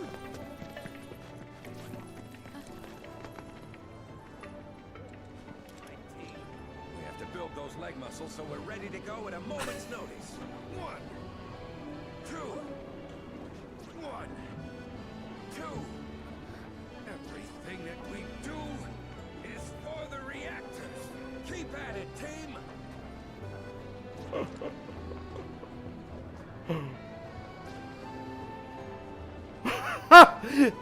I love that the Shinra people are working out. You know why Rufus had to step up, don't you? Everyone's saying it's because his death. She's late. Too late. Okay, to the bridge, then that'll be our last photo at sunset. Oh, that's so pretty. That's so nice. Okay, let's all just try to... I need like a fully functional photo mode in part 3 where I can make them like look and pose. Hi everybody. Oh my gosh. I also need a free camera control. Okay. We've come to the bridge. It's beautiful. Let's go back to Junon. Okay. I can do this later on my own time. I am definitely going to make a, all the lives. Yeah, that's why we need Rebirth on PC, so that we can do photo mode. Well, yeah, also Ever Crisis outfits, but also photo mode without... Oh, the Chocobo farm looks so lovely, right? Okay, where's the carriage? We gotta get out of here. Aerith, stop kicking boxes. Oh, it's right here. I missed it. Howdy! Our carriages will get Howdy, you take me to Junon. Well, I say our, but I'm not a regular employee. I only fill in from time to time whenever the farm I work Liza Prof. isn't busy. The sequel. Okay, everybody. Thank you for joining me for Bob Ross paints Final Fantasy VII Rebirth. Alright. And we're back. I cannot believe we just took that detour. But it was worth it, wasn't it, chat? Wasn't that pretty? Wasn't that great? That was fun. Just freaking love that. The others left to explore the town. They're like, yeah, after Cloud dragged us off for a photo shoot at sunset. That was a good time. I'm happy with it. So worth it. Brittle houses in the sea. Have you met Priscilla yet? Have you guys been to the Grasslands? It's beautiful over there at sunset. Gabe's Chocobo Express. Thanks, dude. Okay, it's time. You always gotta take your time to watch the sunset. That's such a beautiful life lesson. When was the last time you just put your phone down and watched sunset? Or sunrise if you're an early riser. Hello there. Hello Room there. for one. Help! Somebody please! Help!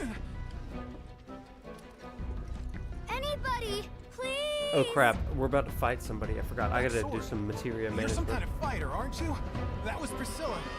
And from the sound of it, she needs a tough guy like you to lend a hand. Chasing sunsets is kind of like chasing waterfalls. Don't go chasing them. Okay, what is this week 2? I'm thinking it's week 2 lightning. What's the name of this guy? Is it at the end? I think all the bosses are at the end. Mithril Golem, Terror of the Deep, that's it. It is lightning, I was right, and not ice. So let's load up on some lightning, right? Not fire, lightning. Like the star of old Final Fantasy 13.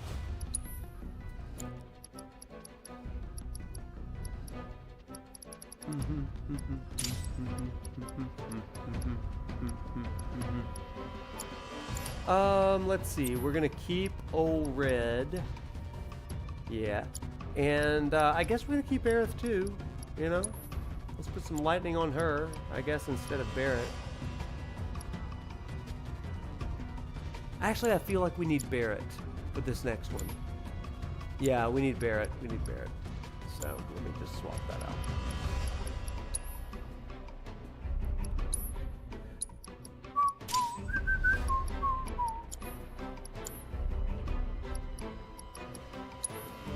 Barrett, let's swap out some things with him and Red.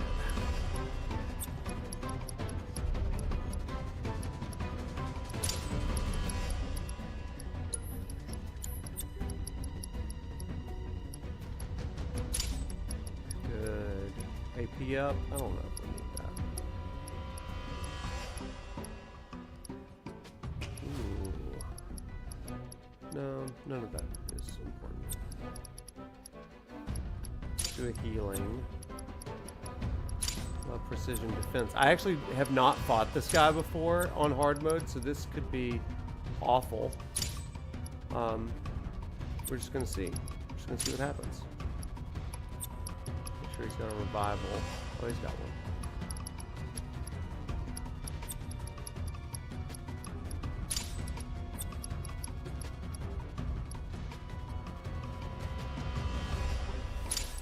Okay, I feel mostly good about this. Comet synergy. Why don't we do lightning synergy?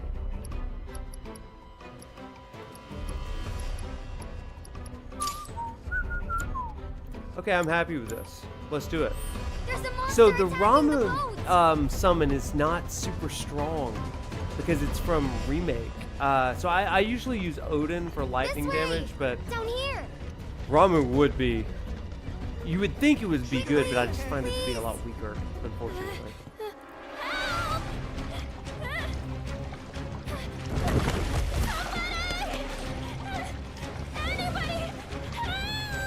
Help! It's our girl. I love you, Pete.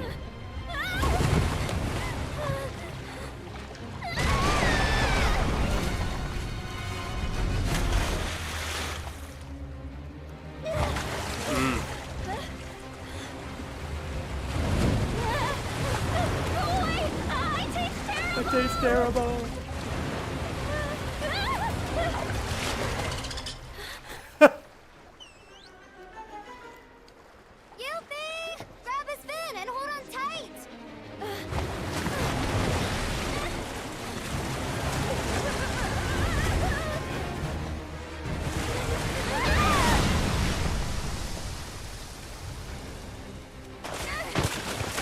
Ooh, that's a hard hit.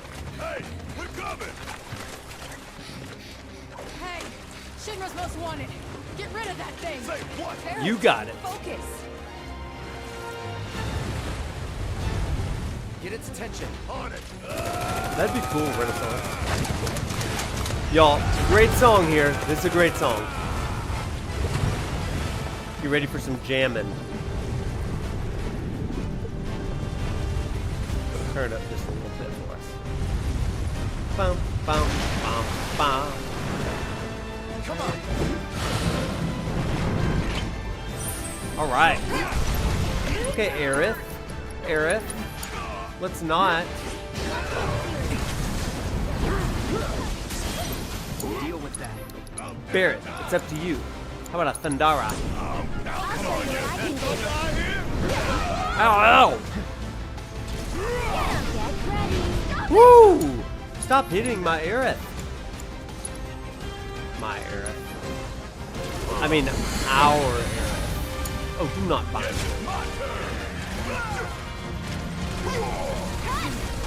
Come on, get it. Okay, let's do it. You're up. Here goes. This is gonna sting. Here it comes. This one's for you. It's your turn. Okay.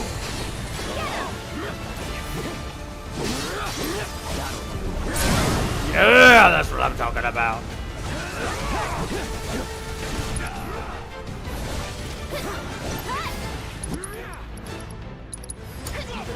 You ain't gonna get away. You ain't gonna get away. The fish is staggered. Staggering.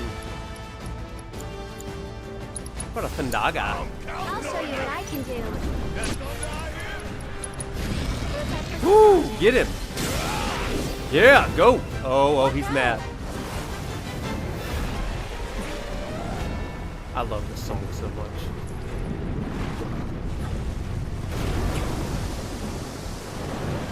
Back in the water, huh? Oh no, we're all dead! No! Barrett, you have to live! Oh no, everyone's dead. Wait, no, Aerith's not dead. I'll do what I can. Yet. Dodge! Dodge! Dodge! Dodge! Dodge! No! Oh, this is a terrible idea.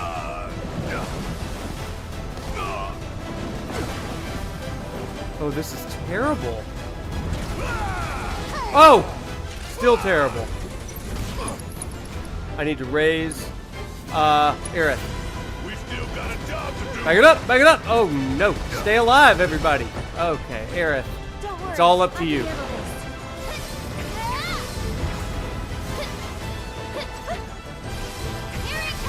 Not a twister! No!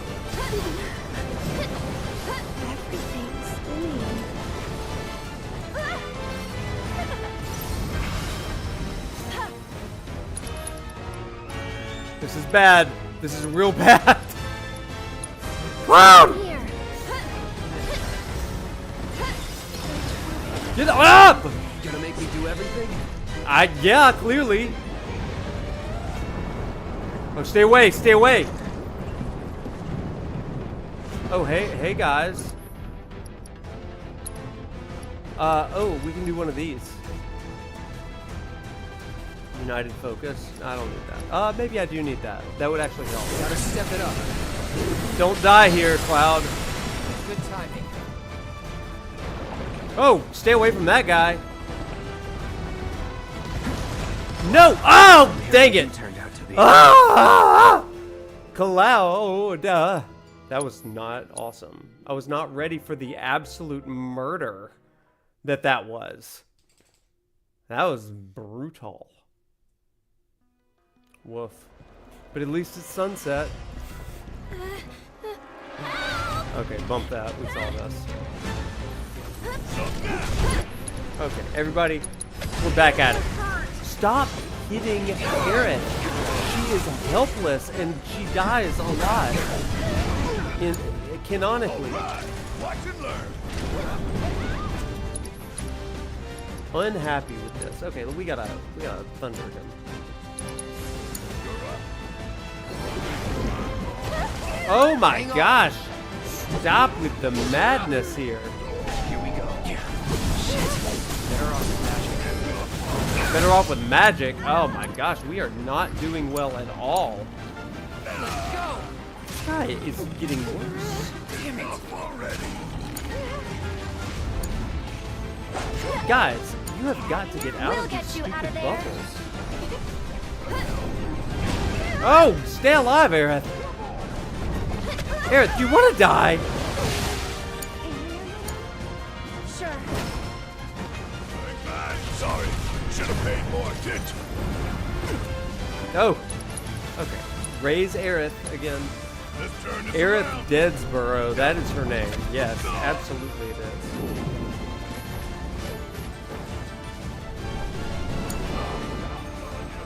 Oh my gosh, you gotta be kidding. Oh my gosh, this is the worst.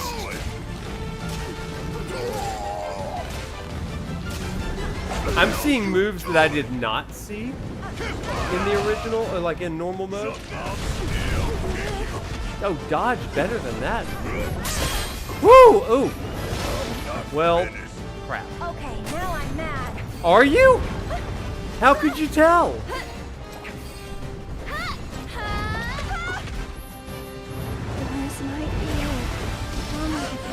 That is it. Aerith. No way.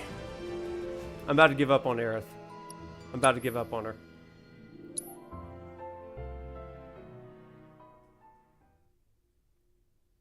This is much more difficult than I was anticipating, chat.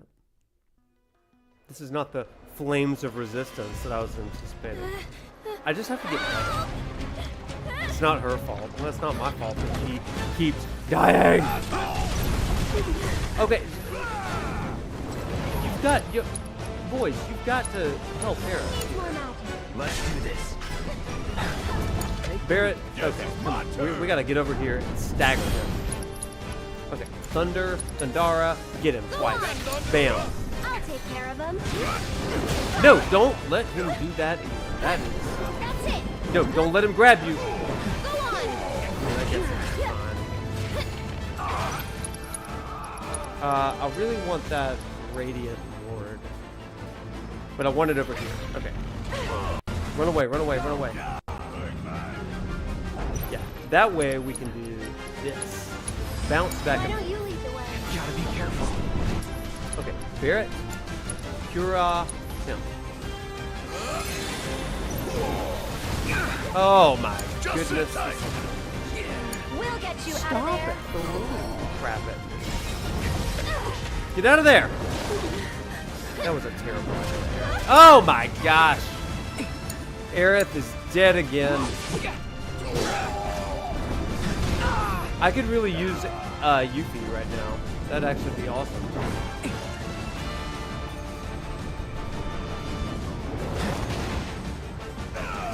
So we gotta be smart here. Ah, I wasn't expecting that. Oh!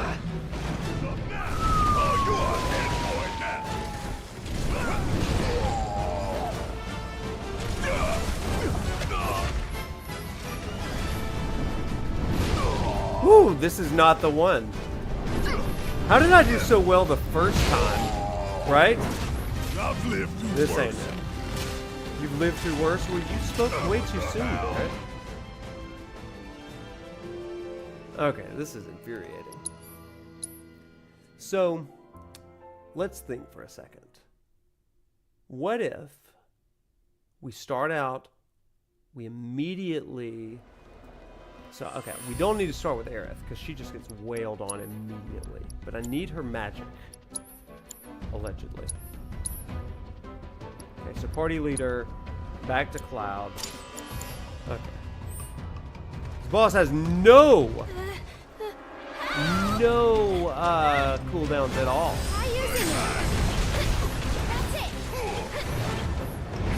Do it. Talking about.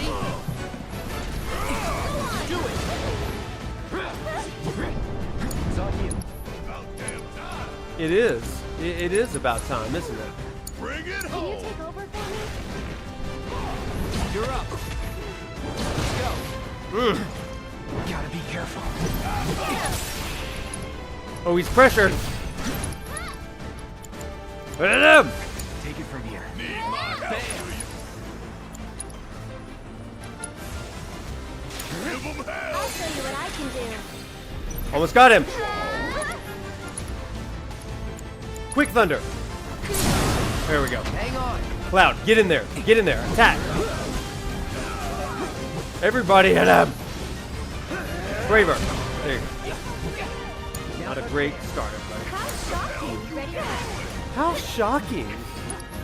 Aerith, this is not a time Together? for this. I'm really busy. Together? You've got this. Take the lead. Here goes. Hey! Busy? Kinda hurt. You can do it. My turn. No need to panic. Pain. Why don't you leave? Hang back.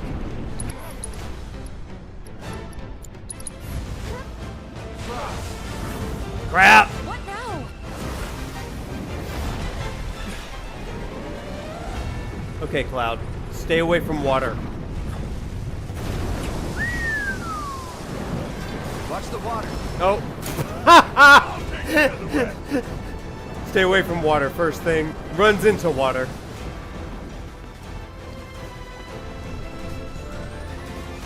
Okay. Is everybody dead? Just keep running. Just keep running.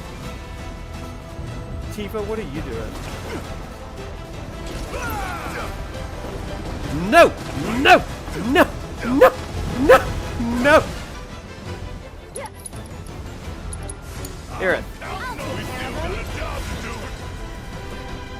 He's gonna do something terrible. There he is. Oh, here comes the hydro shots! Looking for me? Okay, now what do we got? Synergy?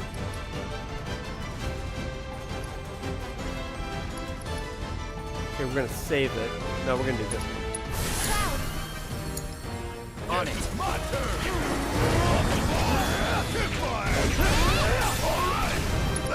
Talking about, what do we want? Alexander? No. We just want good old-fashioned thunder. Phoenix! Yes, because it's the Phoenix Knight! You willing to step up for us?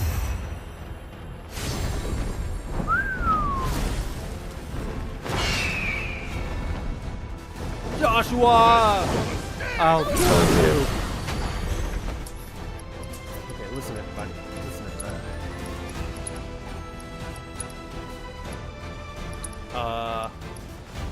I mean, fine. Let's do a Crimson Rondeau. Get in there! How about Prime Mode? Prime Mode.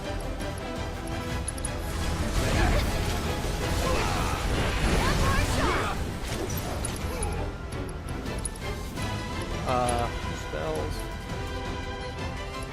How about a cure to everybody now that he's kind of down for a minute? Say your prayer.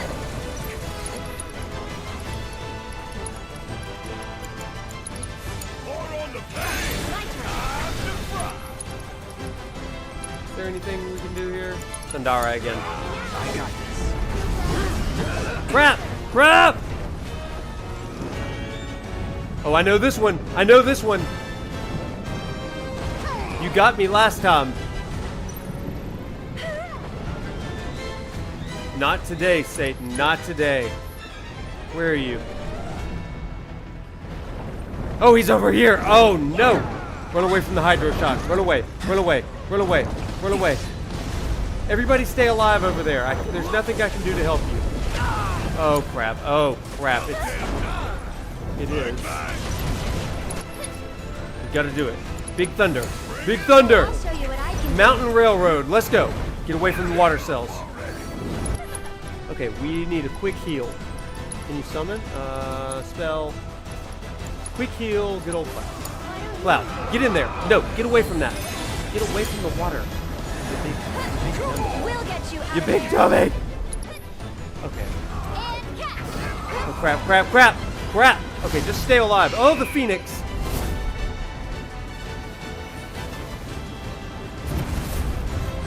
Big heals. Big heals. Big heals, Phoenix.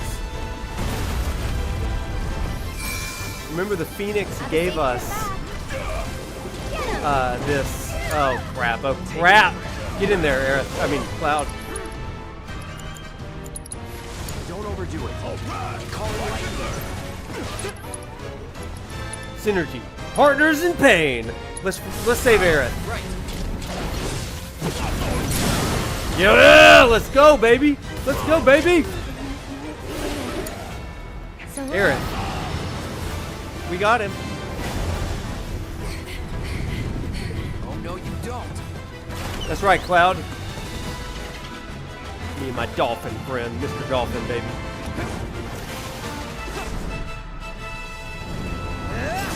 Got him. It's so clutch. Ah, that rainbow. That's a photo mode. Nice work. Let's check on that girl. Come on. Aerith I could don't handle think she's it. breathing. Hey, we need help over here. Oh, I love it. Sashimi for everyone. Come on, Mr. Dolphin. God, she's so cold. Yeah, I know. Somebody. But Aerith's also dying, so we need to... Mr. Dolphin, I'm coming. I need to get her breathing again. Maybe someone should go find a doctor? There's Maybe. no time. Somebody, help! Games before games, bro. I love it. Hey, girl. Don't just stand there. Help me. Flipper. You're on chest compressions. Got it.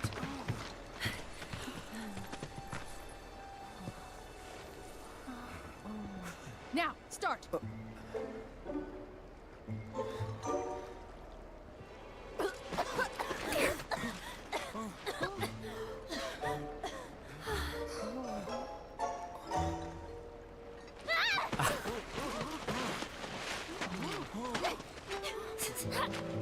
You picked the wrong girl, creep!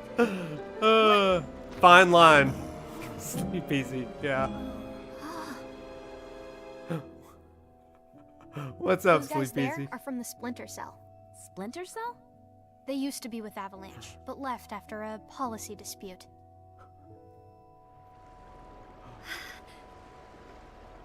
Easy.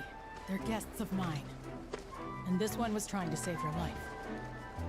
He was? Yuffie's Go on, great. Yuffie. Call the guy a creep, why don't ya? You big moron! Which is funny because, like, I did not care for Yuffie back in the day.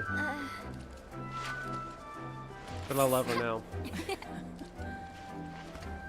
Okay, Yuffie. Thanks for hopping Let's in, get you Sleep. inside. How you doing tonight? Yeah. How was work? Alright. Thank you very much. She really is one of the best characters now. Yo, Not just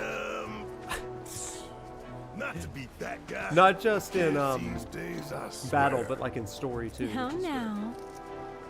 Who's that? Another one of my guests. I seem to get a lot of them when the world's on fire. I love it. We really need to shut that reactor down.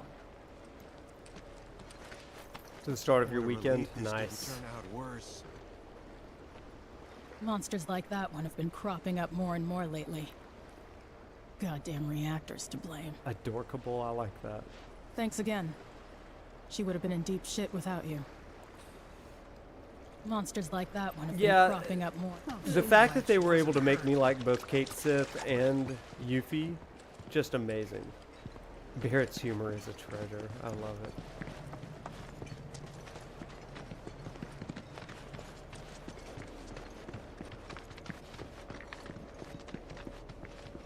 Ocean's real quiet today. Too quiet. Something's brewing, I can tell you that.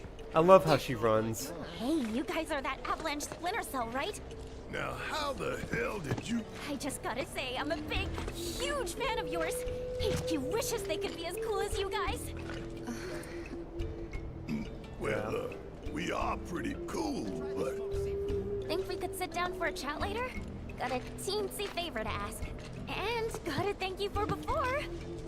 I suppose you could come by the inn tomorrow.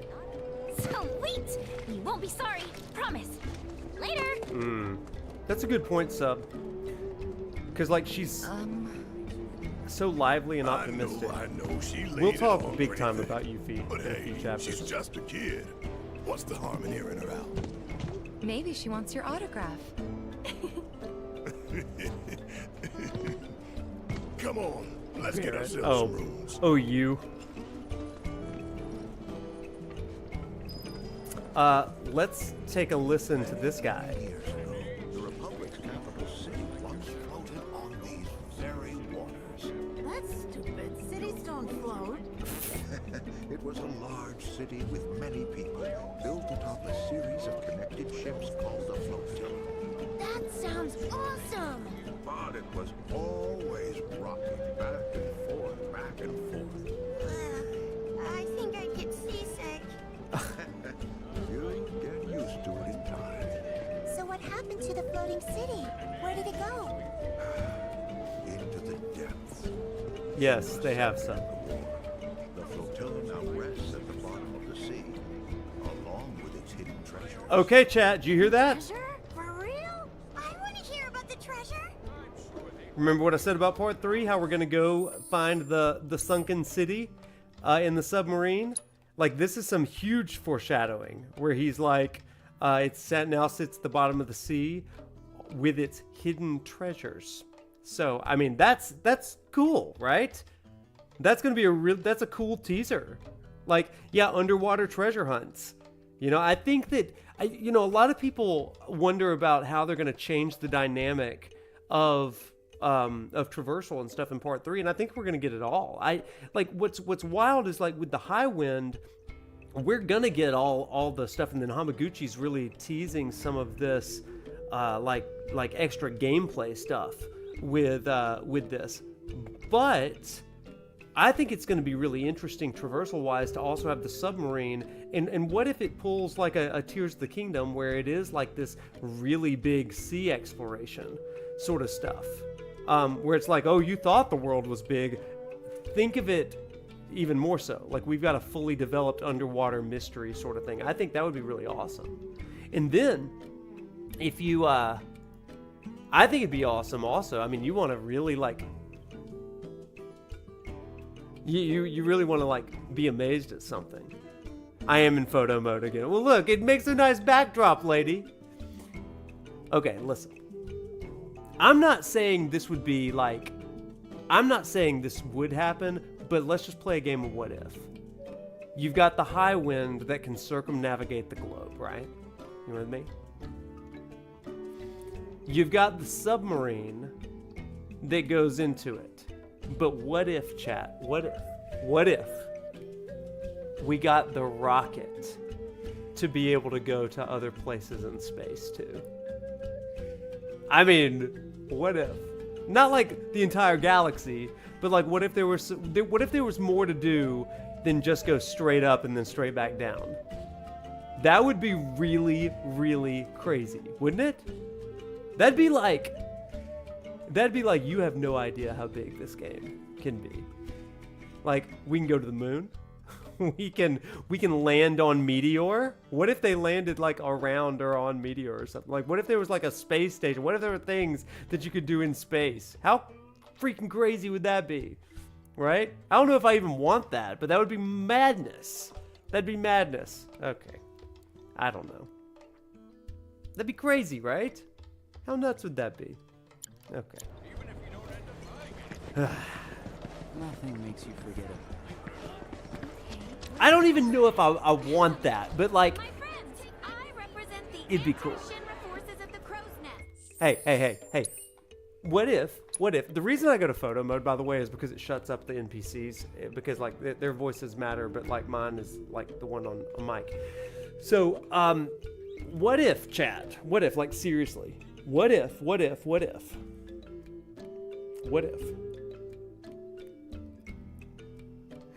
What if they adjust it so that the high wind can also be retrofitted to be the submarine, and they can also be like the high wind as well? How interesting would that be?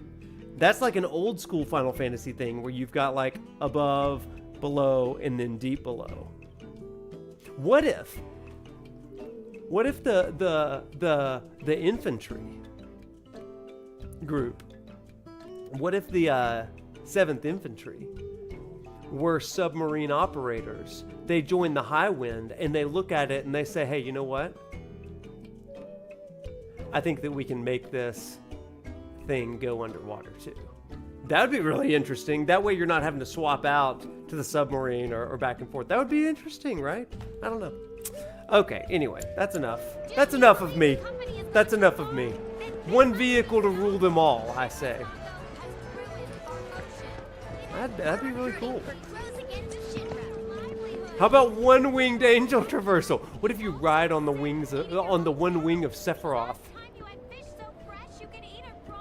How about this one-winged Angel? What if he's the airship? One-winged Angel. It could be the genesis of something new. Are these octopus skins up here?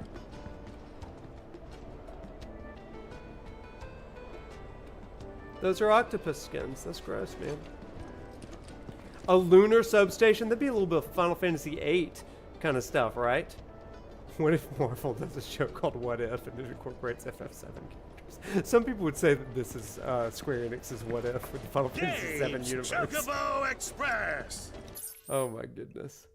Okay, I guess let's go into the inn real fast. Where's those rogue fellas? Yeah. Octopus is just hanging. Hi there. Hello Hey, there. if it isn't the heroes of the hour, I heard about what you did for that girl.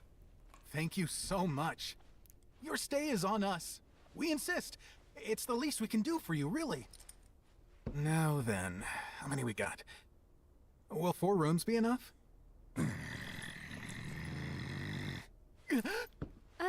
Could you make it 5? 5 it is. Our dog is very, everything is very comped. high maintenance. So if you need anything at all, just ask. Don't know about you, but I'm dying to put my feet up. That's nice to have. As the a guy place that booked has up 2 again very for high once. maintenance dogs, I get that. When was the last time that happened? Honeybun, I love to collect Final Fantasy merch. In fact, my birthday is in a few weeks, and my mom was like, "Hey, I've given up trying to surprise you, but do you have like any stores or things that you like?" And I was like, "Listen, Square Enix just dropped a ton of new like merch in their merch shop on their store online. So like, and I just sent her the page. I was like, if it says 7 or 16, that's probably a good one, bet for me." So anyway, maybe I'll get some FF merch in a couple weeks. A space weapon. Bahamut Zero in space. Okay, Hank, you're cooking. Okay, that's actually pretty good. Finding Bahamut Zero in space would be like spot on. That's awesome. That's awesome. I love that. What if they Final Fantasy VII No Man's Sky? That makes so much sense, right? I want that. And also, I mean, how cool would it be? How cool would it be, chat, if like when Sid takes control of the party, that's just like a space quest. And you get to kind of live out a little bit of his dream. There, like a few, like 1 or 2 major quests, but then some side questing in space. Put a space station in there. I think that'd be amazing. We go to the moon. If this is the ultimate Final Fantasy, encompassing all of the different things, the high wind's got to be a submarine. Shoot, make it a lunar whale. A lunar high wind. That'd be... I love the idea of Bahamut Zero in space. I freaking love that. Give the party the world famous Sid's hot tea. Shira on the space station, you guys. I'm calling it. Shira on the space station. I love it. It's open. Alright, let's go talk to our friends real quick. Hey, so about that Yuffie kid, what do you think she wants with us? Be honest. She wants your autograph. Like Tifa said, your autograph. Ah, the burden of fame. All in a day's work. Always knew this day'd come. Good thing my signature's a work of art. Let me prove it to you. So, Tales of Arise. I am about halfway through Tales of Arise, but then, like, unfortunately some other games came out, and I was not able to finish it. But I want to. I loved it. It's really good. Shinra didn't waste any time getting our names and faces out here, did they? Rest up while you can. I'll let you know if anything happens. Freaking love Junon, you guys. Also, beautiful little picture of a rabbit at sunset, no less. Not a fan of Tales games? Man, Tales of Arise is real good. Slipping away one by one, and the tighter I held on, the more I lost. I know. I felt the same. It was like they were sucking them straight out of my head. That's good, you guys. The whispers sucking the memories. I don't even know what's missing. Only that something is. Like it's on the tip of my tongue, but I just can't remember. Damn whispers. Speaking of, You seen them lately? Cloud. Who's in there with you? Oh. Red. Thought it was someone else. Nope. All clear here, officer. Well, hope the rest of your patrol is just as uneventful. Subtext, yes. I do think she gets her memories back at the Temple of the Ancients, and when we get to our Chapter 13 stream, I will explain that. In fact, you might hear a little bit of it in my Buddhism video. Stay tuned. Yeah, I think that Red changes his voice because he's comfortable with Aerith. They knew each other in the lab, right? And also they've got this shared connection. You don't like Red's baby voice. It takes some getting used to, for sure. Come in. Temple Run Aerith version. That's kind of the ending of the Chapter 13. I don't know about you, but it feels like we've been on the road forever. Like Midgard's ancient history. I wonder how Mom and Marlene are holding up. Homesick? That's funny, Jeffrey. No time for that, not with Sephiroth around. So, a little random, but do you remember the first time we met? You shoved a flower at me. The church, right? The church, right? Oh, so close. That was the second time. Oh yeah, right. That was fun, wasn't it? Hopping from roof to roof together like that? The good old days, like two days ago. Where do you think those guys in black went? We should have seen them by now. She didn't forget that memory, did she? Yeah, I mean that's huge, right? Like the question is, you know, what did she lose? What did she forget? And the answer is she forgot this precognition, the memories of the future, and basically because like it's not set in stone anymore, you know.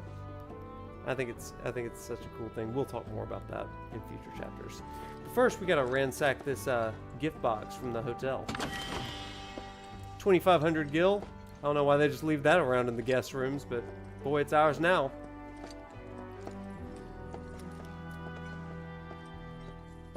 Red, Nanaki, you want to talk? You want to tell me about that voice you just pulled with Aerith? This town reeks of fish and brine. Should Shinra come calling, I doubt I'll smell them till it's too late.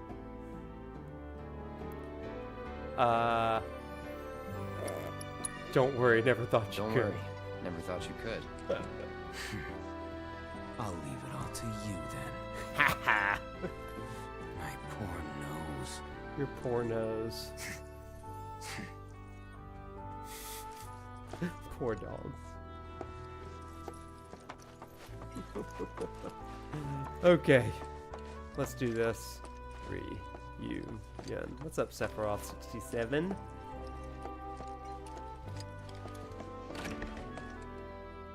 Oh, hey. Perfect timing. I was just about to come find you. Yeah, You regret what I said in Calm. Oh. Come in. In that case, Tifa. This is a great scene. Great scene between these two. I love it. Let's dissect it, shall we? I should have never doubted you. It's fine. I never should have doubted you either.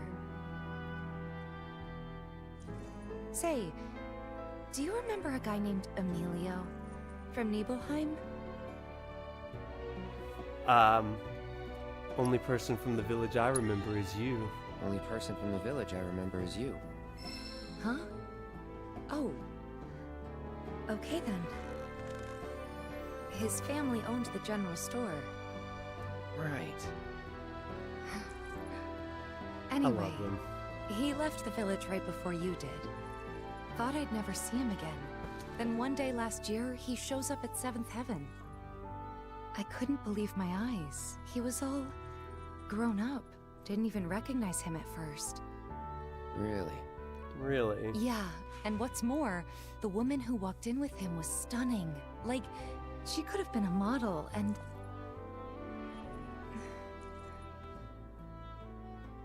You're not interested, are you? Oh. Not really. But I'm happy to listen, so go ahead. It's okay. Forget it. Was this another test? No, it wasn't.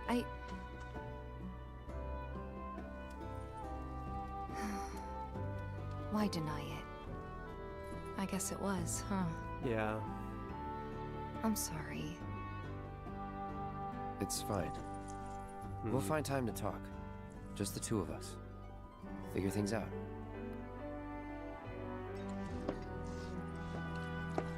Just be ready to spill your guts, huh? It's like she With tries my a iron little too stomach? hard there. With my iron stomach. I love that. Night.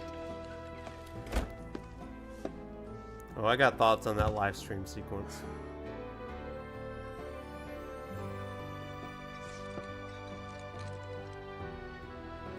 I got a teaser for you guys. We did an interview last night with a creator where we talked about an aspect of the live stream sequence that I have never thought of before. I'm excited for you to hear this one. Sunday night. I'm excited for you to hear this one because, like, I think that it's gonna be something that breaks us. Like, I think it's gonna be amazing. You're gonna lose it. Especially if you like character development, you're gonna like this one. I think it's gonna be cool. So, anyway, just a teaser for an upcoming interview. Okay, let's just do a quick gander around. Last look at sunset because it's been such a beautiful stream at sunset. I don't want to be broken. Well, I hate to break it to you. We're all going to be broken in part 3. Not as broken as Cloud, but we're going to be broken. We're going to be real broken. It's so sweet. Okay, let's look at the little sitting area. Yeah, you do, sub. Oh, some materia. Let's get it before Yuffie can. Lightning materia. Hey, you guys. Y'all don't talk? You see, I'm the guy that eavesdrop on everyone on this town, but if you don't talk, I can't listen. Alright. Off we go. Protesters never sleep. We resist, we do not rest. There is no rest in resist. Close, but not.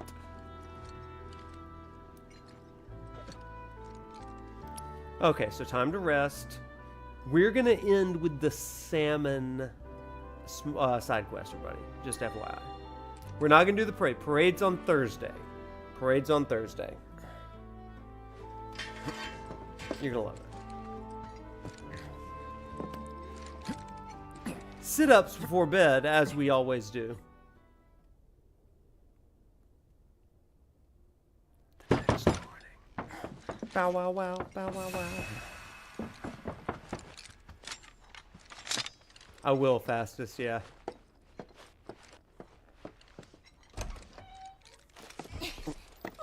Come on in, guys. Hey.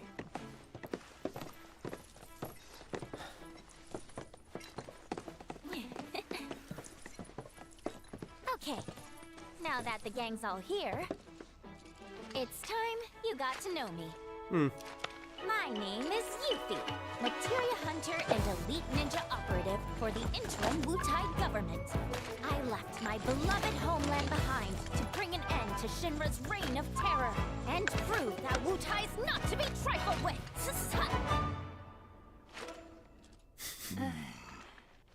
Wutai? This game is perfect. I don't care what Brings me anybody to that says. little favor I mentioned yesterday. Long story short, I want you to join me. HQ, they just didn't understand, but you guys get it.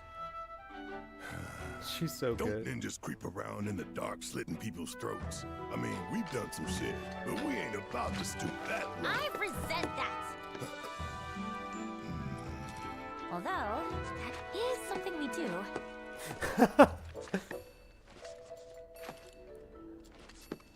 Come here. Secrets. Traveling alone so far from home is expensive. So I've been moving from town to town, hustling, scraping together enough scratch to keep sticking it to the man. Until, that is, I came here. And lucky I did, because I met Rhonda. She offered me the gig of a lifetime, an assassination. And guess who the target is? Seriously, guess. Just spit it out already. Who else? Seriously, Amy. But a That's... certain company's new president, Rufus freaking Shinra! That crazy or what? The Wu-Tang music is gonna be so good. It already is. And that Like, this is... douchebag will be here any minute now. Up there here anyway. Enjoying his fancy inauguration parade. These people had their country stolen from them, and then their sunlight. It's our dude! Demands revenge. So when the president steps out... Oh, wow. Tell us more. Okay, you want to know how Rhonda's planning on paying me? With your bounty suckers. What? Wow, gotta hand it to her. The lady works fast. Well, this was fun. See ya. Hey!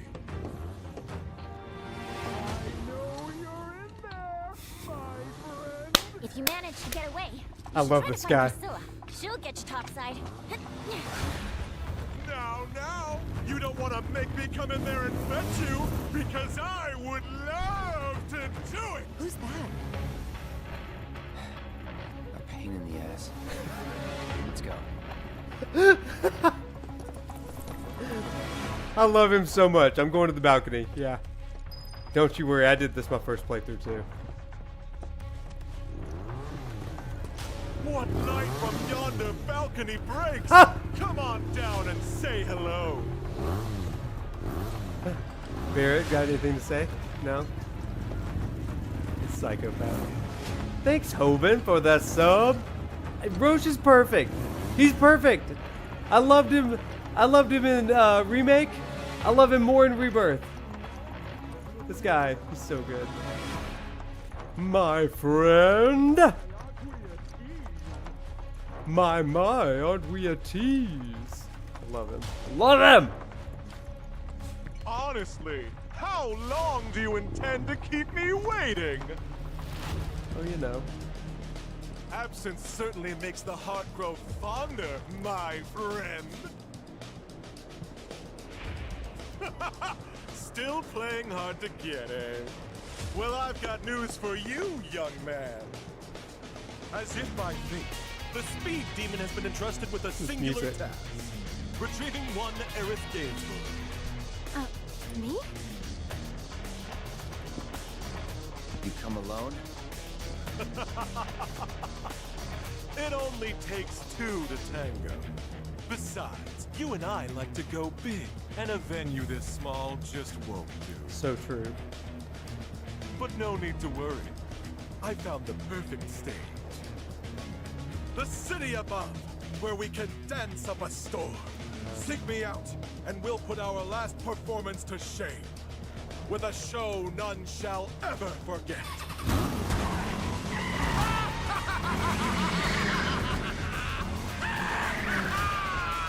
You got some weird friends, man. We might want to think about getting out of here. These people don't need more trouble. Yuffie said to talk to Priscilla if we wanted to get topside, right? Let's go find her. Not yet, we don't. But, Thanks for dealing with that Shinra nut job. Don't you think for even a second we did that for you? The slime ball who sold us out. Take it. Not much, but it's yours. The hell's this supposed to be? Your bounty. Part of it, anyway. You thought I'd put you through the ringer like that without making it worth your while? We're on the same side. Always have been. And what if Biker Boy had taken us in? Then I would have had to improvise. But I didn't, because it all worked out. Worked out fine. Like I pray it will for Yuffie upstairs. So chat, a few things here. First of all, we got to talk about Roche. Roche is amazing. Like, I loved him in Remake. I love him in Rebirth. Austin Lee Matthews, phenomenal voice actor in this role. Like, I love what he's done with this character. It's almost like reminiscent of like an anime sort of trope, that kind of like extravagance, over the top grandeur. But it works in a lot of ways for me as a foil to Cloud, right? Because with Roche, and we'll see this more on Thursday, he does have this kind of mutual respect for Cloud, and he gains this even in this rivalry. I love this. Now, I really do hope that in some way, I don't know how at this point, at the end of Rebirth, I really always wanted Roche to be in a snowboard battle with Cloud. But, alas, whatever. Roche is awesome. Like, I love Roche. And, That guy was a soldier, yeah, right? he's great. Here you go. Okay, so thus far we've really talked about this very aggressive resistance to Shinra over here in Lower Junon. But now I want us to, okay,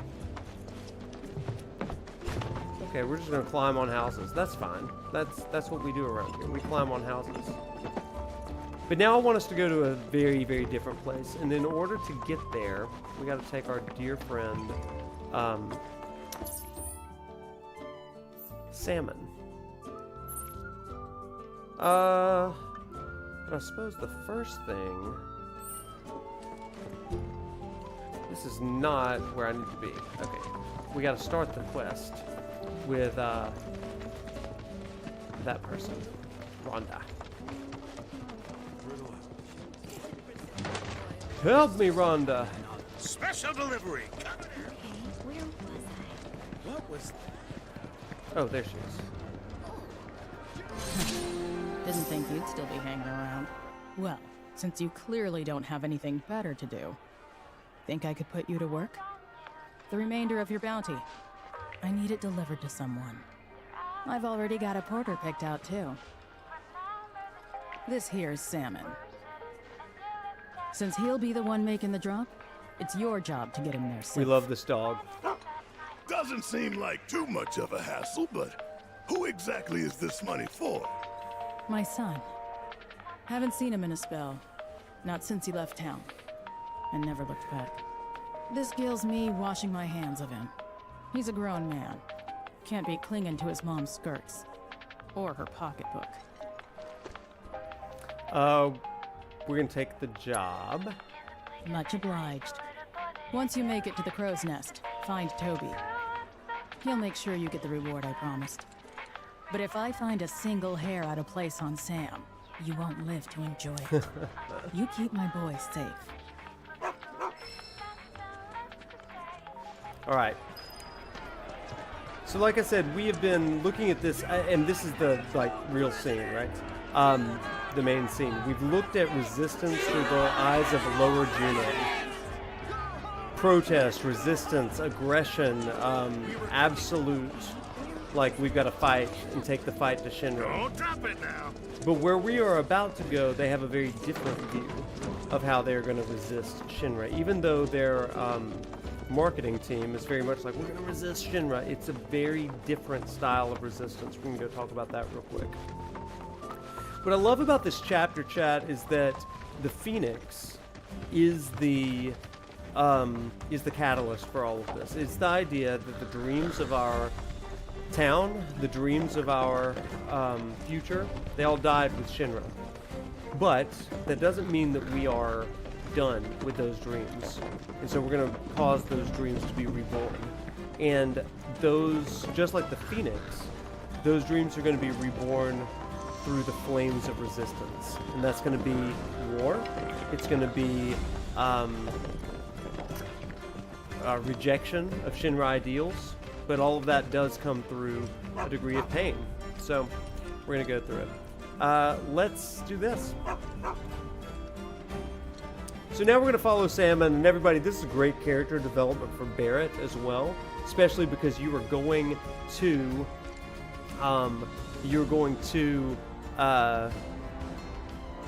Rhonda's son, right?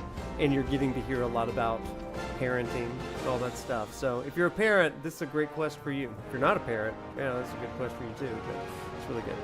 So we're going to follow Salmon. Enjoy the music, everybody. Don't you worry. Any monster that wants to get you is gonna have to go through me. Okay, let's do this song. Hey, Cloud, remind me, how old were you when you left home?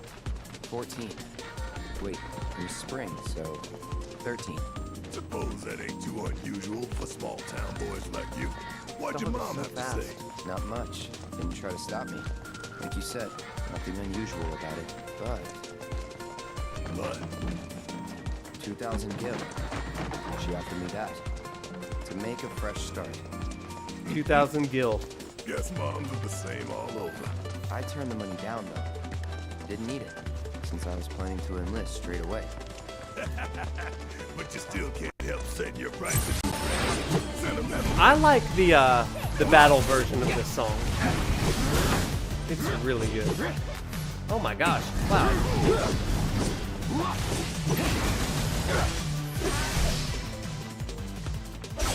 Woo! That was epic. Okay, Salmon, let's go.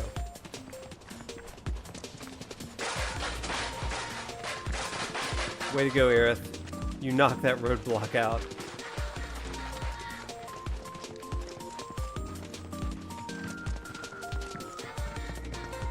Oh, I've listened to that Bow Wow 30-minute version. When I'm writing, that's what I listen to.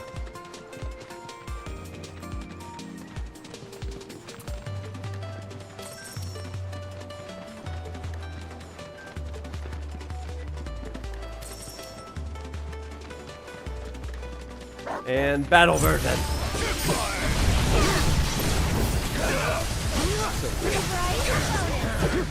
Like, they didn't have to go so hard with all these songs, but I'm so glad they did.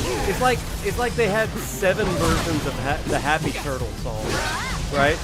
I love the Happy Turtle song. Let's go. Do it.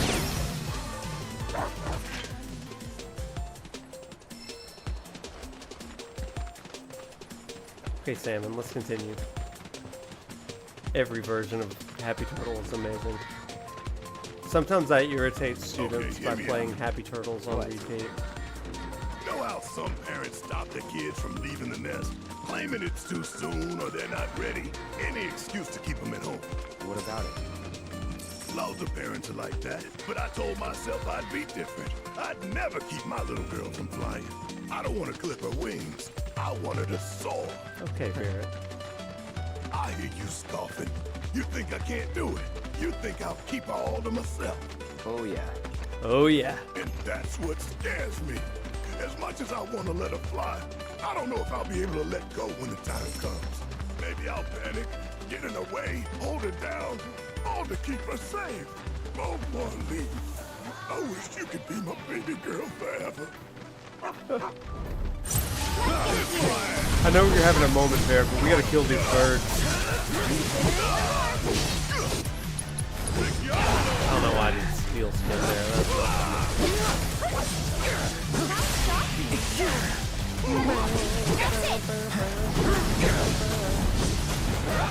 Keep it together.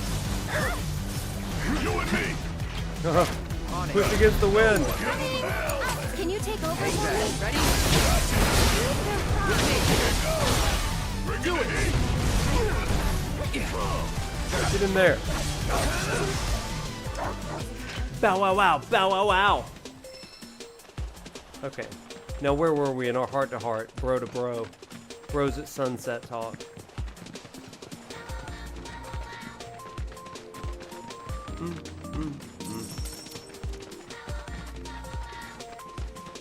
I love it.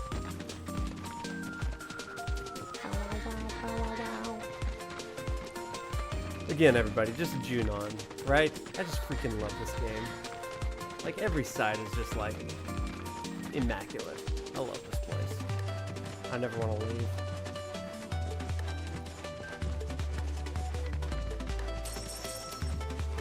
Oh, dear.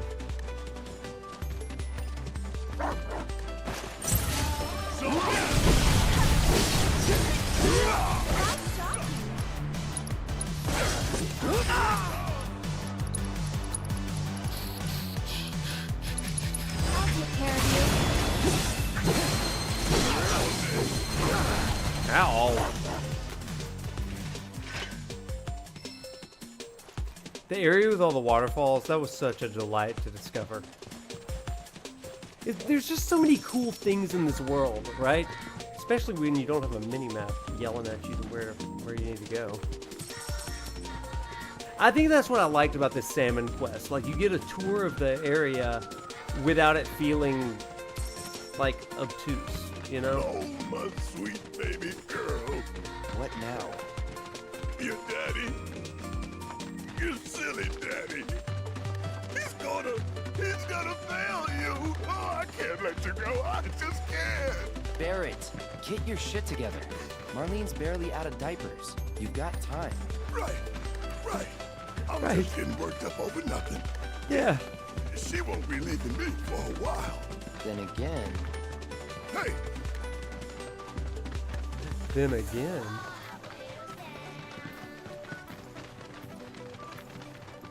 Pro shipping for Cloche. I'm just reading that, Hoven. Good grief. I prefer Rowd. Then you can say, let's get rowdy. Oh!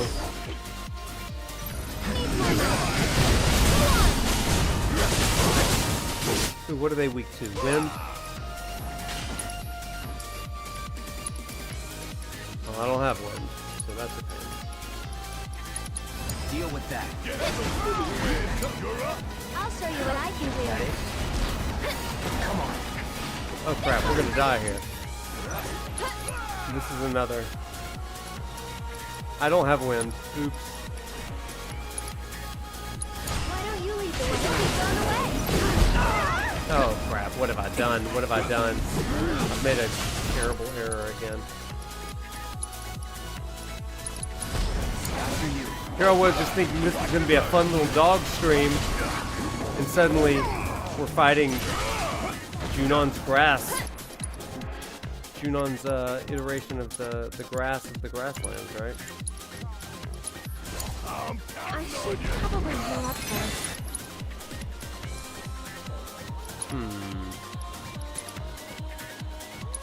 You can do it!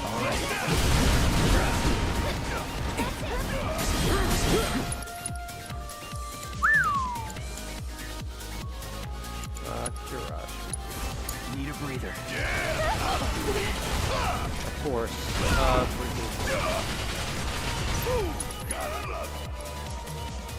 Well, I'm out of materia. Oh crap! I have made a gross error. Oh, and she's petrified. Oh crap! Well, he's about to be petrified too. Well, this was a terrible idea. I wasn't ready for that. So obviously we got to put some wind materia on. Hard mode has some difficulty spikes that I'm just never ready for. It's not me like complaining, it's me getting good. Some wind. Some wind. That'll do. And then, yeah, you too.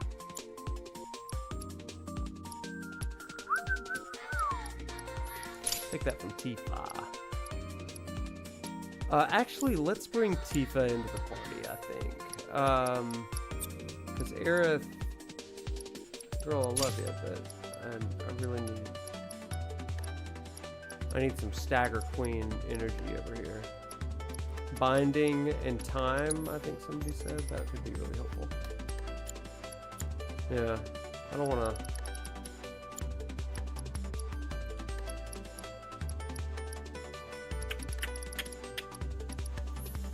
Go all out, little stamp. Wind? Good. Maybe I should do magnify on that. Yeah, I think I should. Cloud. No, we're gonna give that to Barrett.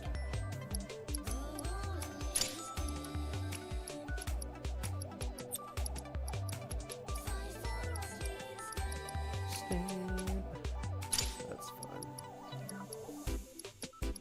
Okay, wind and magnify, healing is fine. Okay, let's give her all the stuff. I don't really care about that. These will be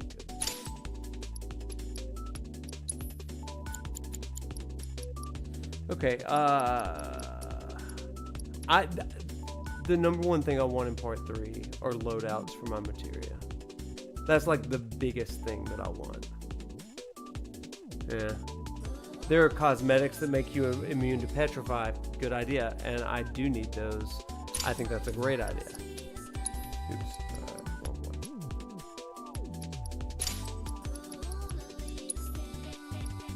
one. Okay, let's do...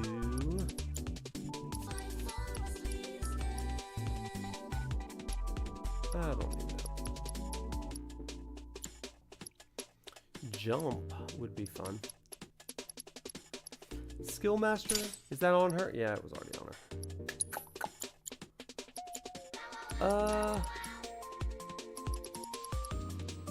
No, really. I don't use a lot of materia on Tifa is the problem.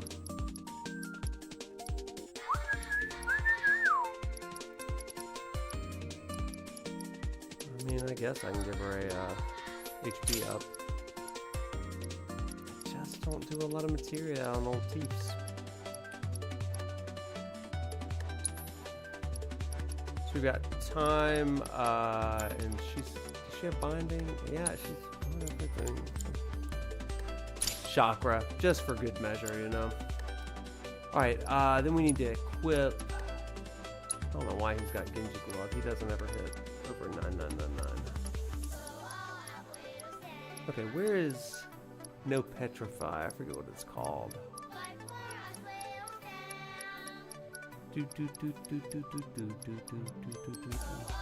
Grants Toad. Oh, a ribbon would be great. And then Cosmic Cowl.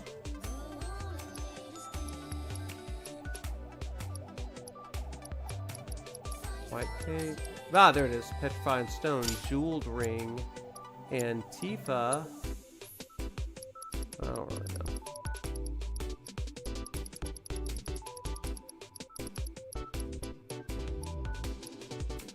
Grants immunity to Stone and Petrify. Okay, that's great. And I think we're good with the stop spell. Okay. Okay, let's try again. Okay, we actually did some homework this time. So, that's good.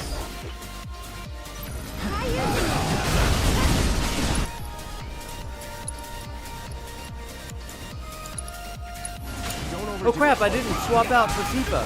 Oh crap, I was not doing it. Dang it. I forgot. Well, that's gonna make some fun, isn't it?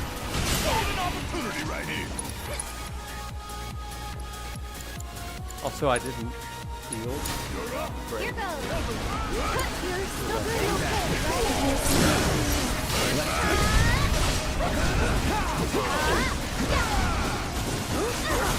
Ah!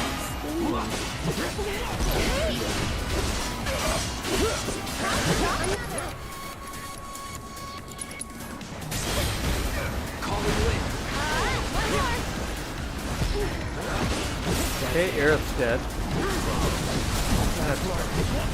Doing great, everybody. We also refuse to heal ourselves. There we go, now. Mr. Roga. Yeah. Don't stop now. Let's do this. Got him. Hard mode.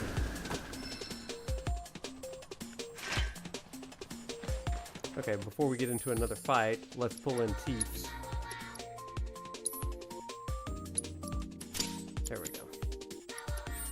Just like cutting some grass, that's why they call me the lawnmower. What do you call it with, like, the power of wind? That's why they call me air traffic control. Hey. It doesn't have the ring to it. I didn't like that one. I feel gross.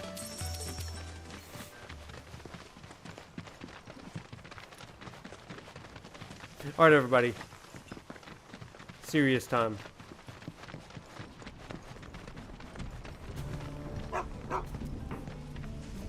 Sam, what are you doing here? Came all this way and you're still full of energy. Do I know you? We're Sam's bodyguards. Your mom hired us to keep him safe. And to make sure her boy got his allowance. I like this music too. This I is ain't good. taking her money. I can make ends meet on my own. Who are they, Dylan? Friends of yours? Claire, what are you doing out of bed? You know you need to stay off your feet. I know you came all this way, but I can't accept that. Just make sure Sam gets home safe for me. You really are your mother's kid. Got her stubbornness and everything. Have it your way. Easily, Michael. Why don't you hang on to it? This is a fortune. If you really don't want it, I'll take it off your hands. But as a parent, I'm sure you want to give your kid the best life you can. And in my experience, that don't come cheap. Think it over. That's true. We'll take it. Dilster, was looking for you, dude. Toby. Sorry, got a little tied up. Hang on, aren't these guys with Avalanche? Rhonda said I might run into you. Avalanche? Wait, you mean they're the ones who blew up those reactors? Allegedly. The superstars themselves. I just want to say it is such an honor to meet you. Actually, while you're here, think I could ask you for a favor? Seeing as Everybody Dylan's, else does. Situation seems to be taken care of. Yep, it's all good. Excellent. In that case, why don't we step into my office for a chat? Right this way.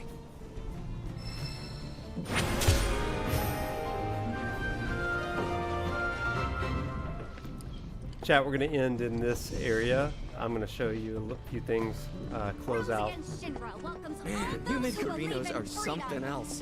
When I saw you on the news, I was blown away. Before we come in here, chat, I want you to see all of the differences between this place and Lower Junon.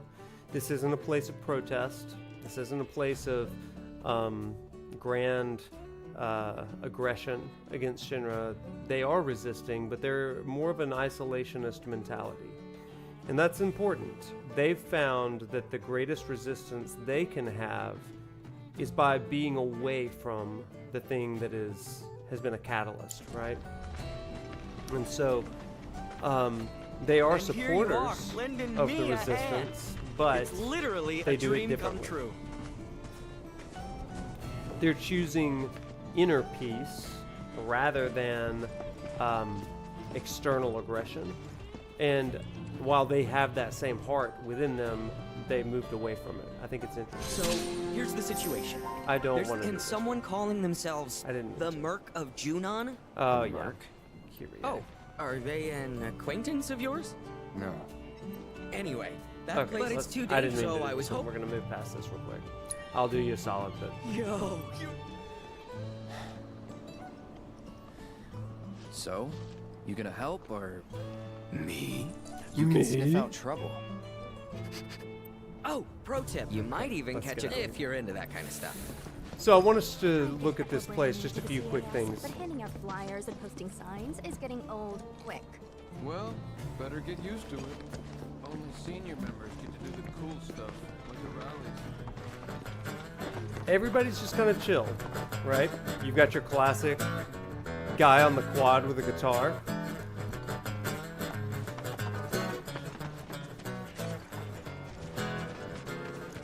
Over here, you've got these guys that are totally vibing. Was the sky always this big? So sleepy. Did y'all see that sunset earlier? I bet y'all loved the sunset earlier. I did. These people need to get off their soapboxes. Get off their soapboxes. But again, markedly different. I take it you're new to the nest. Now, this is a great story. Who's ready to learn some Great history lesson. Our republic's capital, Junon, was built on top of giant ships that floated just offshore. But many years later, Shinra started a war that Shinra ended up winning. And then they sank our beautiful floating city. Shinra then built a giant underwater reactor. Notice the differences in this telling of the story versus the one that we heard in Junon, or Lower Junon. But the reactor's Mako started killing the creatures of the sea. The Mako hurts creatures on land too. And if we don't act fast, it'll even start hurting us. That's why we have to work together to stop Shinra. Yeah. So never forget, children, that the ocean is counting on you. Okay! And what do we always say? No tears until our waters are crystal clear. No tears until our waters are crystal clear. No tears until our waters are crystal clear. No tears until our waters are crystal clear. Okay, you hear this, right? It's the subtle difference in the way that they tell this story is here, it's all about we are keeping our waters clear. In Lower Junon, it's like, this is what Shinra did to us, and we are fighting back, okay? So you have these two mentalities on resistance. You've got sometimes suffering in the world calls for us to directly address the source of the suffering, take the fight to Shinra. Other times, suffering demands you move away from the cause of suffering and you build a whole new life. I love this because both kind of have these communities of rebirth, right? They have these communities that have fixated around how are we dealing with the hand that we were dealt. And that's such a cool thing for us to remember, chat. There are times when the fight should be taken to the catalyst. There are other times when you have to remove yourself from the catalyst. And wisdom is knowing the difference in what time it currently is. This is something that I try to tell myself because every one of us have catalysts for suffering and trauma and pain in our lives, in our communities, in our world. But it's easy to either want to lash out because it's easy to do, or it's easy to run away because it's the easier thing to do. But sometimes it takes a little bit more kind of a difficult mentality of choosing to resist through leaving or choosing to resist through fighting. Wisdom is knowing the difference there, and I think that that's a really powerful thing for us to think about. So, you know, I mean, I know my own tendencies. There are times when I'm probably a little bit more like, I'm ready to fight all the time. I'm much more fight than I am flight, usually. And it has been almost like a spiritual practice for me to kind of turn the temperature down on that. And I think that that's a big thing to say, okay, sometimes I just need to get away and build a peace of mind for myself. And then maybe I can do things that really matter. I like how this town is focused on, we're going to live out in nature, we're going to get connected to the planet again, and we're going to clean up the waters. And we're not going to back down, and we're not going to sit down until our waters are clear. So it's just a really cool thing. I'm not saying one is better than the other, but times call for different responses, you know? And we'll certainly talk a little bit more about this because I think it couches itself in like this foundation leads into the second half of the Junon chapter, right? Because you go into this very politically charged, ideological fanfare, you know? And I think that that's important because you see the resistance and then you see a little bit of an alignment to it. Yeah. Yeah. Done a fair bit of leaving things behind in life to find your peace? Yeah. Yeah. It's about knowing when it's appropriate to fight fight for something or fight against something, and when it's appropriate to stop fighting and to really search for your own new life. And I mean, it's wisdom, right? I hear stories all the time of when people make that decision, when students make that decision in their own lives and saying, okay, maybe this relationship was worth fighting for or fighting against or whatever it was, or just extricating myself entirely from it. I think it's cool. What I love about it is that both options, the Crow's Nest and Lower Junon, there's a cost involved. Just like a phoenix, before it can be reborn, has to die and rise from the ashes, there's always a cost in a person's revival. Something has to die in order for something to live again. And we can't really have it both ways. That's something that I've found in my own life. And so when I'm in a moment of suffering, a question that I've learned to ask is, what in me needs to die? And sometimes that's like my ego. Sometimes that's like, sometimes it's a relationship, a friendship. Sometimes that's painful, but it's always painful. But sometimes you have to do what's right, what's important, you know. That's why I love Chapter 4, you guys, because it's the two sides of the human experience of suffering. You know? To the Crow's Nest. Pretty Yeah, sweet, take a right? step back from grief in order to address grief. Yes, that's exactly right. You know? It's the flames of rebirth. That's it. The flames of rebirth, the flames of resistance. This is what we do. And I love that they're all calling each other, hey, freedom fighter, all that kind of stuff. It's like, guys, y'all are isolationists. You have come back, come away from things. And that's a fire fact. That's a fire fact. Yeah, so good. Listen to this real quick. What's up? What's up? Look at our ocean. Look at it. What do you see? I'll tell you what you see. The green taint of Shinra's poison. This poison has ruined our seas, destroyed their beauty, left them as barren as Corel's desert. And is Shinra gonna answer for this crime? No, not unless we make them. Now this is interesting, right? Hold them to account. You know it. This guy. You know it. We're here for one reason and one reason only: to rid our waters of everything Shinra. So we pound the pavement, get the word out, make the people mad as we are. But we know how Shinra operates. Our anger alone won't be enough to drive Check them this. out. And while I know that this is painful for us to admit, It's about time. yeah, we crows lack the strength to topple their might. So we have to galvanize the people, collect more signatures, post more flyers. If we want to restore Junon's waters to their brilliant blue, then we cannot rest for even a moment. We can win this fight if we stand tall and stand together. Who's with me?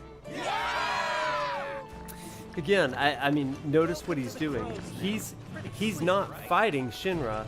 He's galvanizing the people, and you know, it's such an interesting thing from the way that they teach the story to children to the things that they teach to adults to try to galvanize. I think it's awesome. Like, this is just a really, really cool methodology for resistance. All right, so as we close out tonight, let's wrap it up. When we talk about the Phoenix, there's always a death and there's always a revival. Junon is taken straight from Phoenician cities. We talked about that earlier. And in all of this, we've been talking about the kind of diversity of cultures. We've been talking about the need for kind of equilibrium in a lot of ways.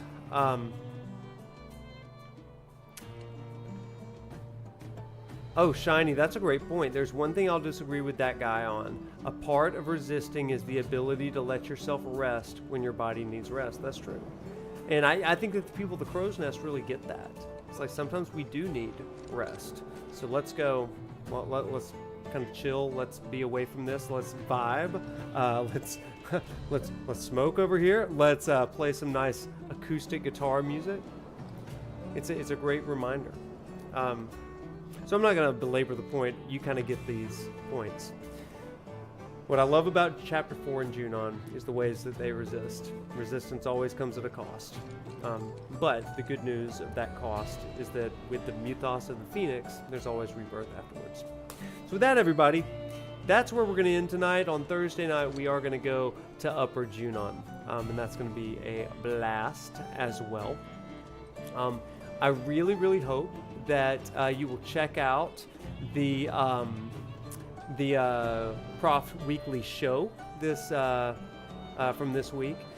We have an amazing show this week. That's all I can say. Night Sky Prince, he goes through some really, really cool stuff there with me. Has just an incredible conversation, y'all. I cannot even. So if you haven't heard it yet, go and do that.